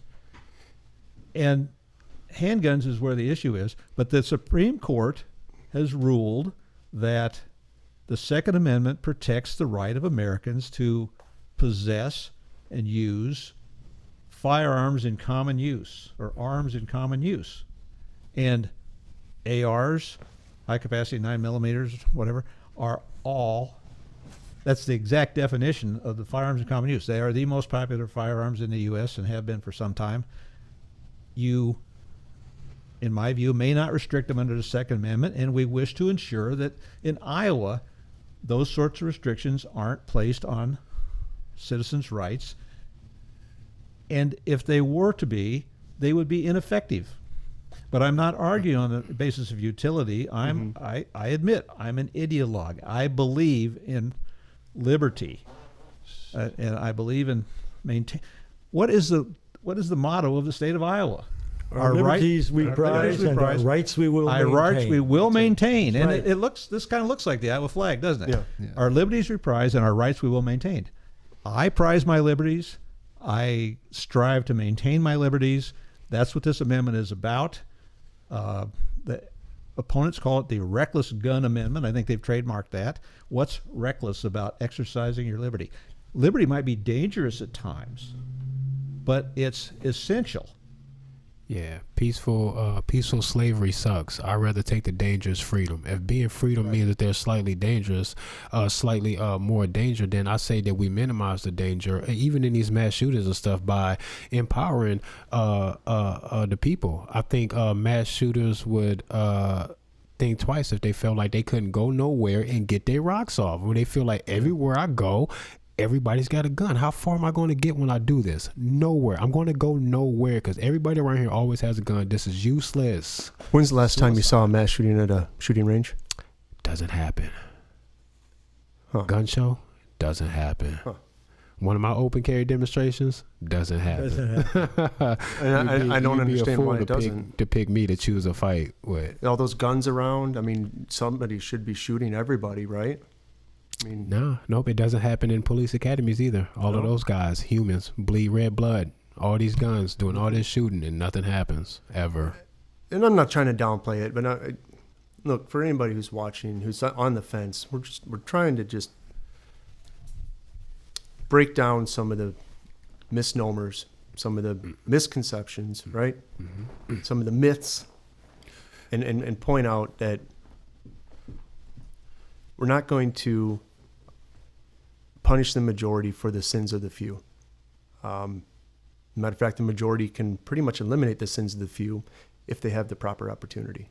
So we can continue on. I just wanted to just clarify that I don't consider this a joking matter and a laughing matter, but, but for the purpose of the podcast, and to point out some of the more obvious fallacies. I want people who wish for strict gun control to imagine them telling a guy like me that I can't have my AR-15 or my Glock that came standard with like a 15+1, 16+1 magazine. If you would rather me have 10 rounds, you got to ask yourself what it is that you're asking for, because if we were all pinned down in a grocery store during one of these things that is bringing you to fear my gun, if your fear were to ever come true and you're in a grocery store with me, you're going to want me to do that gun stuff that I've been talking. You're not going to tell me that you wish that I didn't have it, even in the face of the fact that the bully has entered the building and he has it. You're going to want me to do all of that protective stuff to save you and your kids in the grocery store. And you got to picture that, and you got to know that that's what you're dealing with. Because you gotta look to the future to see what it is that you're asking for and how it's going to affect you later on. There's a well-known story about World War II, and over the pond there, they got rid of guns for those people. Some of those people 5 years before Hitler showed up, and when he showed up, the coast was already clear. You gotta know that. Yeah, that should give you chills, because it makes me feel strange when in a country that calls itself free, that prides itself every 4th of July with your hot dogs and your sparklers and your fireworks and all that. The fireworks and the bombs bursting in the air was in commemoration for the fact that we told somebody, no, you can't have my guns, man. So when you rally behind that with all your pride, and then you tell me that maybe I shouldn't have my AR-15 because you don't know me, you have no idea what it is that you're saying or what you're talking about. And what you don't want is your nightmare candidate winning a presidential election in the future and then scaring the hell out of you and everyone because he's an asshole and you don't have a gun, and neither does your neighbor, you jackass. Think about it. Think about it for a second about what you're asking for. And that goes for anybody. Like, you could be, could be a gay person and worried about gay bashers, or somebody. Oh yeah.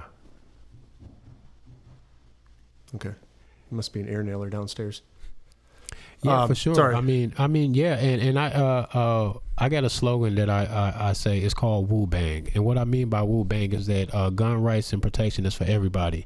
If you're funny and you have an Adam's apple and you still like men, that's cool, because I don't care. I think you're cool. I think you have a right to be who you are. What I don't like is the idea of you being victimized because of who you are, and you have no way to protect yourself. If you want to be who you are and you want to be unchallenged physically, you should own a firearm. And that's if you are gay, trans, you're a woman, if you're black, if you're white, it doesn't matter. You can't be attacked and be on the losing end of a battle you didn't start because someone told you that you can't have a firearm while they have armed security. Like, don't let them do that. And you got to think to the future, because you're not talking about just today or tomorrow. You're talking about the future. And it seems like what they're trying to pass here sounds good to me. And I'm very anti government, to be honest with you. I have no faith in them. I'll put it that way. I have no faith that we're ever going to get to any justice by allowing human beings to get their hands on the government steering wheel, as if they're going to drive peacefully, safe under the speed limit. It's going to be an erratic, bumpy ride, and we see that happen over and over again. And to protect ourselves from that happening and history repeating itself, we need a law like what it is that these guys are talking about. You got to know that this is for you, it's for your protection, and it's all put here for love and protection, or the same love and protection you would want any law enforcement officer or any honorable man to have. And we're trying to protect that for now and in the future, so that you don't have deep regrets later on, like Cambodia and all of these other countries that we've seen fall under not only strict gun control, but then to be beaten into the damn dirt by their own government. And then also in cases like Cambodia, some invading forces kind of tag team with these people's government to beat them into the ground. You got to know the history. You got to understand what's going on, and you got to think about the future. So don't. Cuba, Castro, the revolutionaries, armed the people. They had armed guerrillas. They fought a revolution. And as soon as they took power, Castro went around and took up the weapons. Yep. Same thing happened with Mao Zedong and the communists. Once they defeated the nationalists, they made sure that everybody was armed during the communist revolution. Yeah. As soon as they had the power, they made it a crime under penalty of death to hide out a gun, to keep a gun. Yeah. This has been repeated over and over. As I mentioned earlier today, the history of mankind is not a history of individual liberty, freedom. It's a history of subjugation under those who would seek and seize and hold power. And so that's what you're concerned about. What you talked about. A couple other things you mentioned, Trey, talking about the mass shootings and so on. Mm-hmm. You mentioned if you were in a grocery store and you had your high-capacity 9 and so on. Opponents, the what-if people. What if? What about this? What about? They always say, well, if a civilian, a good guy with a gun, and they're only good guys until they turn bad. You know, they look at all of us askance. Yeah.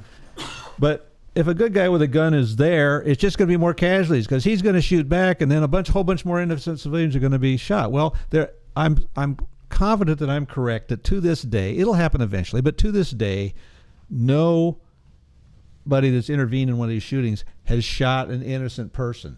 Yeah. Certainly not killed an innocent person. Maybe somebody got hit with a little splatter or something off the floor, but that hasn't happened yet. So that's, again, a false objection, really. Right. Just because it might happen sometime doesn't mean it's a real concern, because you're worrying about a hair on the elephant's butt. You know, Yeah. let's look at the big picture here. Yeah. So the other thing was, if I can recall, and it's gone. Well, it ahead, also Michael. seems it falls apart if that is truly someone that's just made an argument that is opposed to policing.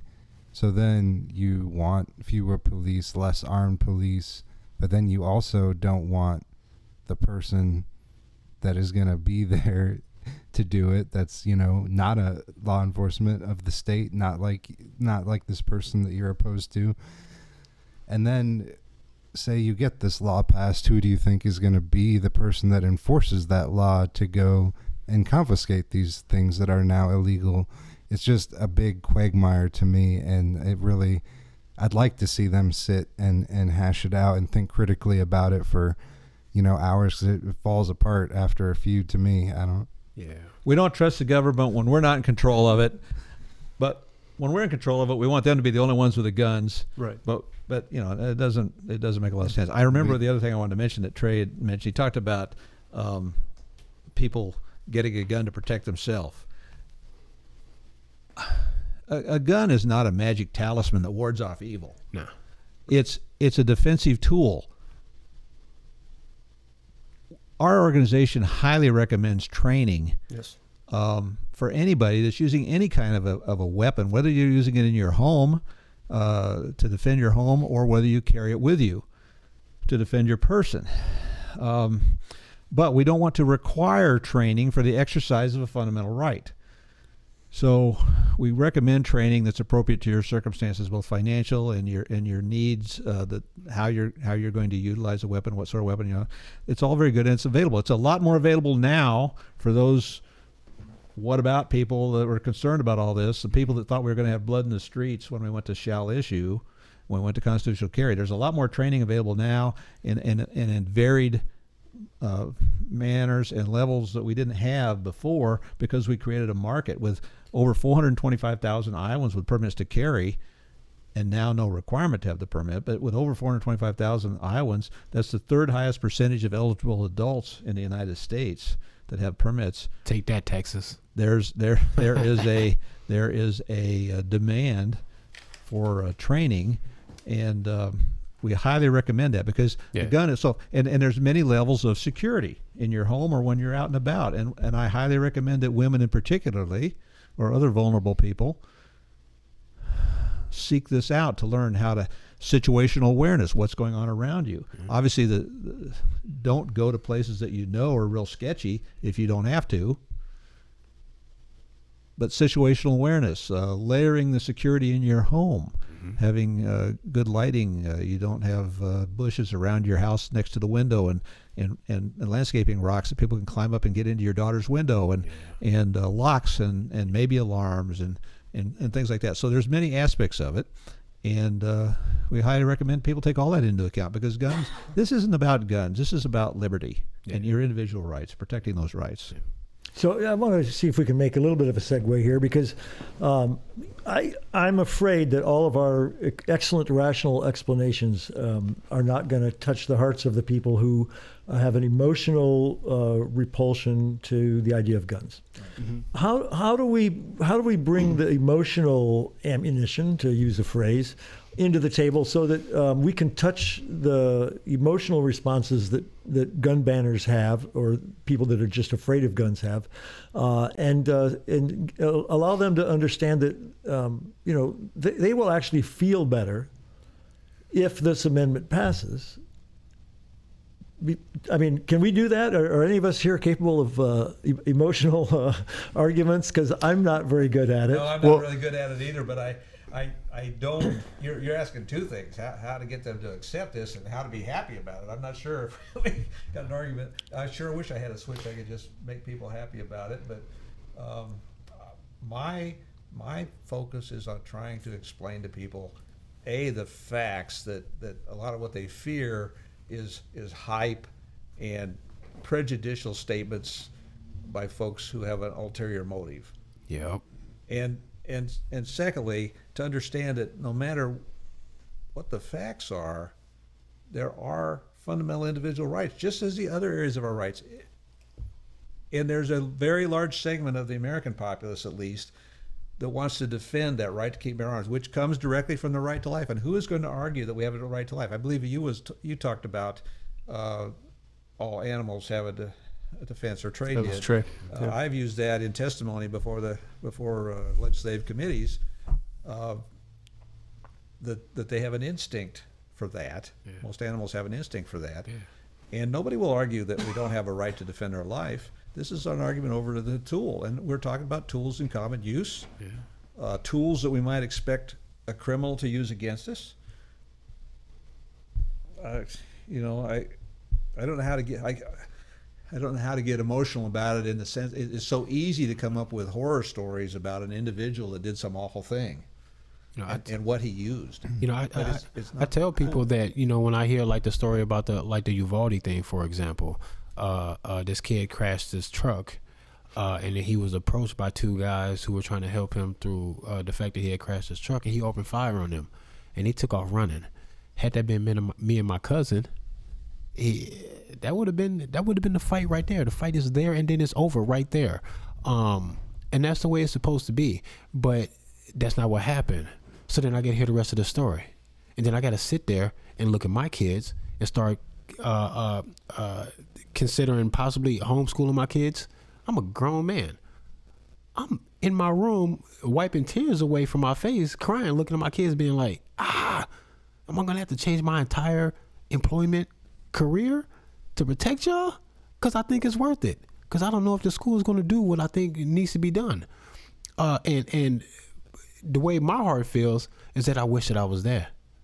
Because I would rather risk my life to get involved with something like that to stop it than to stand by and continue to watch it happen. So my response is emotional. I feel the same way that they do. My response is just to be like, I have to do something, I think. That's what I'm feeling like. And for people to see these things and hear these stories and say, I think the answer is to tell everyone to just not have a gun. I don't get it. And I think that if they want to cry with me about Uvalde and other things, they have to wish that I was there. If I feel like I would rather have been there than to not be there. They should be like, yes, you should have been there. They should wish that I was there. And for them to wish that I wasn't there or in Buffalo seems strange to me. There's an inconsistency in their emotional response and what they think the remedy is, I think. Rick, I misspoke when I said that it's easy to come up with these horror stories, and I'm not good at the other side of it. But actually, there are a lot of stories of people which could be written very emotionally. I don't have them at my fingertips.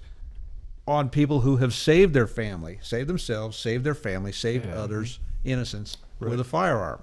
And I'll give you one example in a moment that I happen to know, but there are many on an individual basis where you have a home intruder or a robbery, assault on the street or whatever. There are a lot of those. They don't get any press. They might get a little story in the local news and that's it. It doesn't make national press. You have to go to gun rights. Guns don't have rights. People have rights. Yeah. But you have to go to a Second Amendment type site to find these. Go to the NRA magazine that publishes them every month. There are sites that publish them daily. But one, we talked earlier today about a new study of like 60, well, there were actually 52,000 people or something like that in this study, and they narrowed it down to like 16,000 some. So it's a big study. And it says that guns are used probably 1.6 million times a year in defensive uses in the United States, which is a lot more than criminal uses. Mm-hmm. But you don't hear about it, and part of the reason you don't hear about it is most of those, the gun is never fired. Certainly people aren't killed, usually not wounded. It generally isn't fired, and often the gun isn't even displayed. It's, if you're behind a door, I have a gun, don't try to get in here. We just talked about a specific case earlier on that. There's that. But I do know of one case that ought to be very emotional. It was emotional to me when I heard about it at first. It was emotional when I read the stories of the aftermath, and it was emotional when I met the man who was at the center of this story. And that's a man named Stephen Williford. There are more cases like this, but this is the one that I'm going to talk about. Stephen Williford down in Texas. I can never remember the name of the town. Sunnyvale, something like that in Texas. And he brought to a halt the worst school shooting in American history. It was just a few years ago down there. He was resting at home on Sunday morning. He generally went to church in another town. But he had to go and do two shifts, I think, at the hospital back to back that day, and so he was resting at home, and he hears what turned out to be shots outside. I think his daughter came running in and said there's shooting at the church. It was across the street and down the block. They call him the Barefoot Defender because he ran to his gun safe and got his AR-15, but he didn't have any loaded magazines, high capacity or otherwise. So he grabbed a handful of ammunition and his AR-15 in his bare feet, and he ran out into the street, and he ran down the street a ways, and he got behind a vehicle, and there was a gentleman in body armor, front and back, and a ballistic helmet, who had been shooting up the school, and I think he killed 27 people, and he wounded some others, and he was still firing, but he's standing in the doorway, and Mr. Williford engaged, and Mr. Williford was an instructor, a firearms instructor, but he had no law enforcement or military experience. He had trained with some SWAT type guys. He engaged this guy from down the block and across the street, and he hit him 6 times out of 6 times. But the guy was wearing like level 3 body armor. But he got his attention, and he stopped shooting at the people inside the church. And at one point he turned, and there was a gap in his armor, and Mr. Williford shot him through the gap. The guy ran to his vehicle. He fired back at Williford while Williford was under fire. And he ran to his vehicle, and as he was getting in the vehicle, Mr. Williford shot again, and he hit him, and he creased his forehead. So he's standing in the street now, and a young guy pulls up in a pickup, sees a guy out in the street shooting, and says, "Let's go get him." He realizes kind of what's happening. So Williford jumps in with this young guy he never met, and they chase off after the guy out of town, and they chase around the country, and eventually this guy runs off the road and out in the field, and they sat on the road and watched him, and of course they'd been in contact by phone, but eventually the law enforcement came, and the guy had ended his own life. But he stopped it. That's what I talked about earlier. He disrupted it, and there were no more innocents killed at that point. To me, that's a very emotional story, and if you talk to this man and consider the effect it had on his life. He's lying on his bed on a Sunday. It was the last thing he expected to do, but he was able and willing, not really prepared, but able and willing. And to me, that's an emotional story. And why would you want to prevent that kind of an outcome? Can I make that maybe slightly more emotional here? Yeah, we're going to run out of time here. I wish I were in the future I would be as brave as he was, or as brave as the story that Trey told, which I've already forgotten. You said that people would want you at Uvalde, right? Yeah. I wish I were that brave, and I hope I will be that brave. But that's a tough call for me, because in my life I don't think I'm that kind of brave. You know, if I hear a gun in the distance, I don't run toward it. And in my neighborhood, that happens. But I wish I were that brave, and I hope that if I am that brave, that I will have a weapon that will help me, because I'm going to need all of the tools I can get my hands on to be a brave person in that kind of a situation. Please don't take those away from me. Please don't make me be so brave I'll run after a guy that's got a gun with my bare hands and try and strangle him. Please give me the tools that I need to be brave, because I want to be brave. All right. That's what's up. So we're going to have to wrap this up. We're pretty close to the end here, 7:41.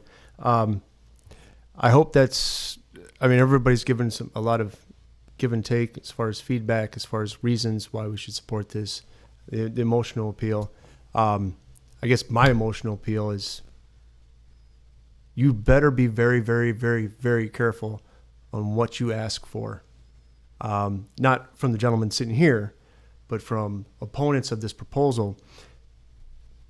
I don't think people realize the opportunity that they have. They don't have to use it, but I don't think they have they understand the privilege that they have until it's going to be taken away from them. And one day when they ask for it back and when they really need it, it's not going to be there. And I personally know what that feels like. And so if anybody is not taking my commitment seriously to the Second Amendment, you really need to, come talk to me and ask me why I'm so serious about this. And I'll tell you, because I don't have that right. And I don't want to see it removed from anybody else, whether it be a man, a woman, a child, my 78-year-old father. This is a natural right. This is a legal right. It's a constitutional right. And I think there's so much ingenuity as far as hardening schools, hardening targets, training people how to become less vulnerable. I think there's other ways that we can go about minimizing the dangers that people perceive of guns in our societies, and emphasizing the strengths of having an armed populace to react to people with ill intentions with firearms, in which you can ban all the ones you want. You're only going to ban the ones that you can see. You're not going to be able to ban the ones that you can't see, right? Drugs are illegal, unfortunately. But your average 11-year-old can still get a joint on the street corner. Shit, they can't keep drugs out of maximum security prisons. Yeah, exactly. I don't think Marco they could probably tell you any about damn that. thing. What? Yeah. You So think they go get all the guns in a proper, orderly fashion to make you safer? Get out of here. And then, how do you do it with violence that you're trying to prevent? Yeah. How many million Americans will you have to kill to get their guns? Oh yeah. Right. They don't want any more gunfire from these things, but they come to pick the fight with a guy who hasn't done anything to be like, "You've never been in a firefight, but you might be in one today, because we need you to hand that over." Get out of here. That's crazy. And then how many people are you going to get that do that, that get asked to do that and then are willing to do that? That's not what most people sign up for. All right. Well, I'd like to thank everybody who came out here today. Yeah. Rick, Richard, Marco, Trey. Thank you guys very much for helping me to bring this to the public and at least provide the counter argument to what they're hearing in every other arena. I think Shaw may have one last word here. Yeah. I would urge everybody, after you've heard this, weigh the pros and cons, but turn over your ballot, vote for freedom, vote yes on ballot measure 1, the constitutional amendment. All right. And thanks, Sean. You're really providing all of us with a great service, and I appreciate it and admire you very much for the job you're doing. Thank you. Where can they find out more information on you and you You both, actually. Mine is easy. You just have to know my name. It's Rick Stewart. So find me at rickstewart.com. Okay. And the iowafc.org. That's Iowa. FC is in firearmscoalition.org. You'll find a tab there for the Freedom Amendment. You'll find another tab that'll take you to our blogs, our YouTube channel. Check that out. And we're on Facebook. There's a lot of great information there. Just a few days till the election. Marco? Yeah, I'm Rick Stewart's running mate, so go to that rickstewart.com. And there's, I think, one thing I admire about Rick, and I've tried to follow suit, is we made ourselves very available all these times we've been running for office. So look up Rick Stewart, look up Marco Battaglia. We talk this same way in front of any audience, any press, so that's one thing we pride ourselves in. So there's lots of information about us out there, so feel free to search engine it up. And Trey? If y'all want to check me out on Instagram or YouTube, that's RPM Trey Vietnam. That's TRE Vietnam. There is no Y. Check out my work, man. I got a lot of videos there. I did a live stream earlier today that YouTube removed immediately. So, that's what type of time I'm on. That's what I do. I get banned because I go that far. But I always bring a lot of love and protection to the table. So I'm a little abrasive, a little aggressive, but it's in your protection. I'm a live comic book superhero. I grew up wanting to be Spider-Man, so I'm gonna act. So I'm gonna take these kind of things and be kind of animated and very proud of those things. But it's all love, So yeah, that's me. RPM Trey Vietnam. Check it out. Awesome. All right, and I can be found at Sean4IA71. I hope that I've been able to at least somewhat earn your vote so far. We still have 4 or 5 weeks till the election. I will be doing these Sunday sessions, AMA on YouTube. You can find the link to the YouTube page on my website, number 4, IA71.com. There's a little tab for the YouTube icon and a little tab for the Facebook icon. Either one of those will have the live stream concurrently. Sunday evenings, 6 to 8 p.m. All 5 Sundays moving forward will all be standalone, where I'll actually be interacting with you live. So you type in a question in the live chat, I answer the question. If it's not good enough, you type in a retort, I answer again, until we can get this communication back and forth resolved to your satisfaction. If we get into some dead spots, I do have some questions from questionnaires that are submitted to political candidates that we have to answer in order to be involved in like Ballotpedia and things like that. So I will actually just start rolling through questions unless you have a question to ask me. That was my commitment from the beginning of the campaign, and it is still my commitment, and would be my commitment if I am elected to the Iowa House. So with that, I'll say good night. Thank you, gentlemen. I appreciate everything you've done and everything you're continuing to do. Yeah. Thank you, Sean. Thank you very Thank much. you. Thanks, man.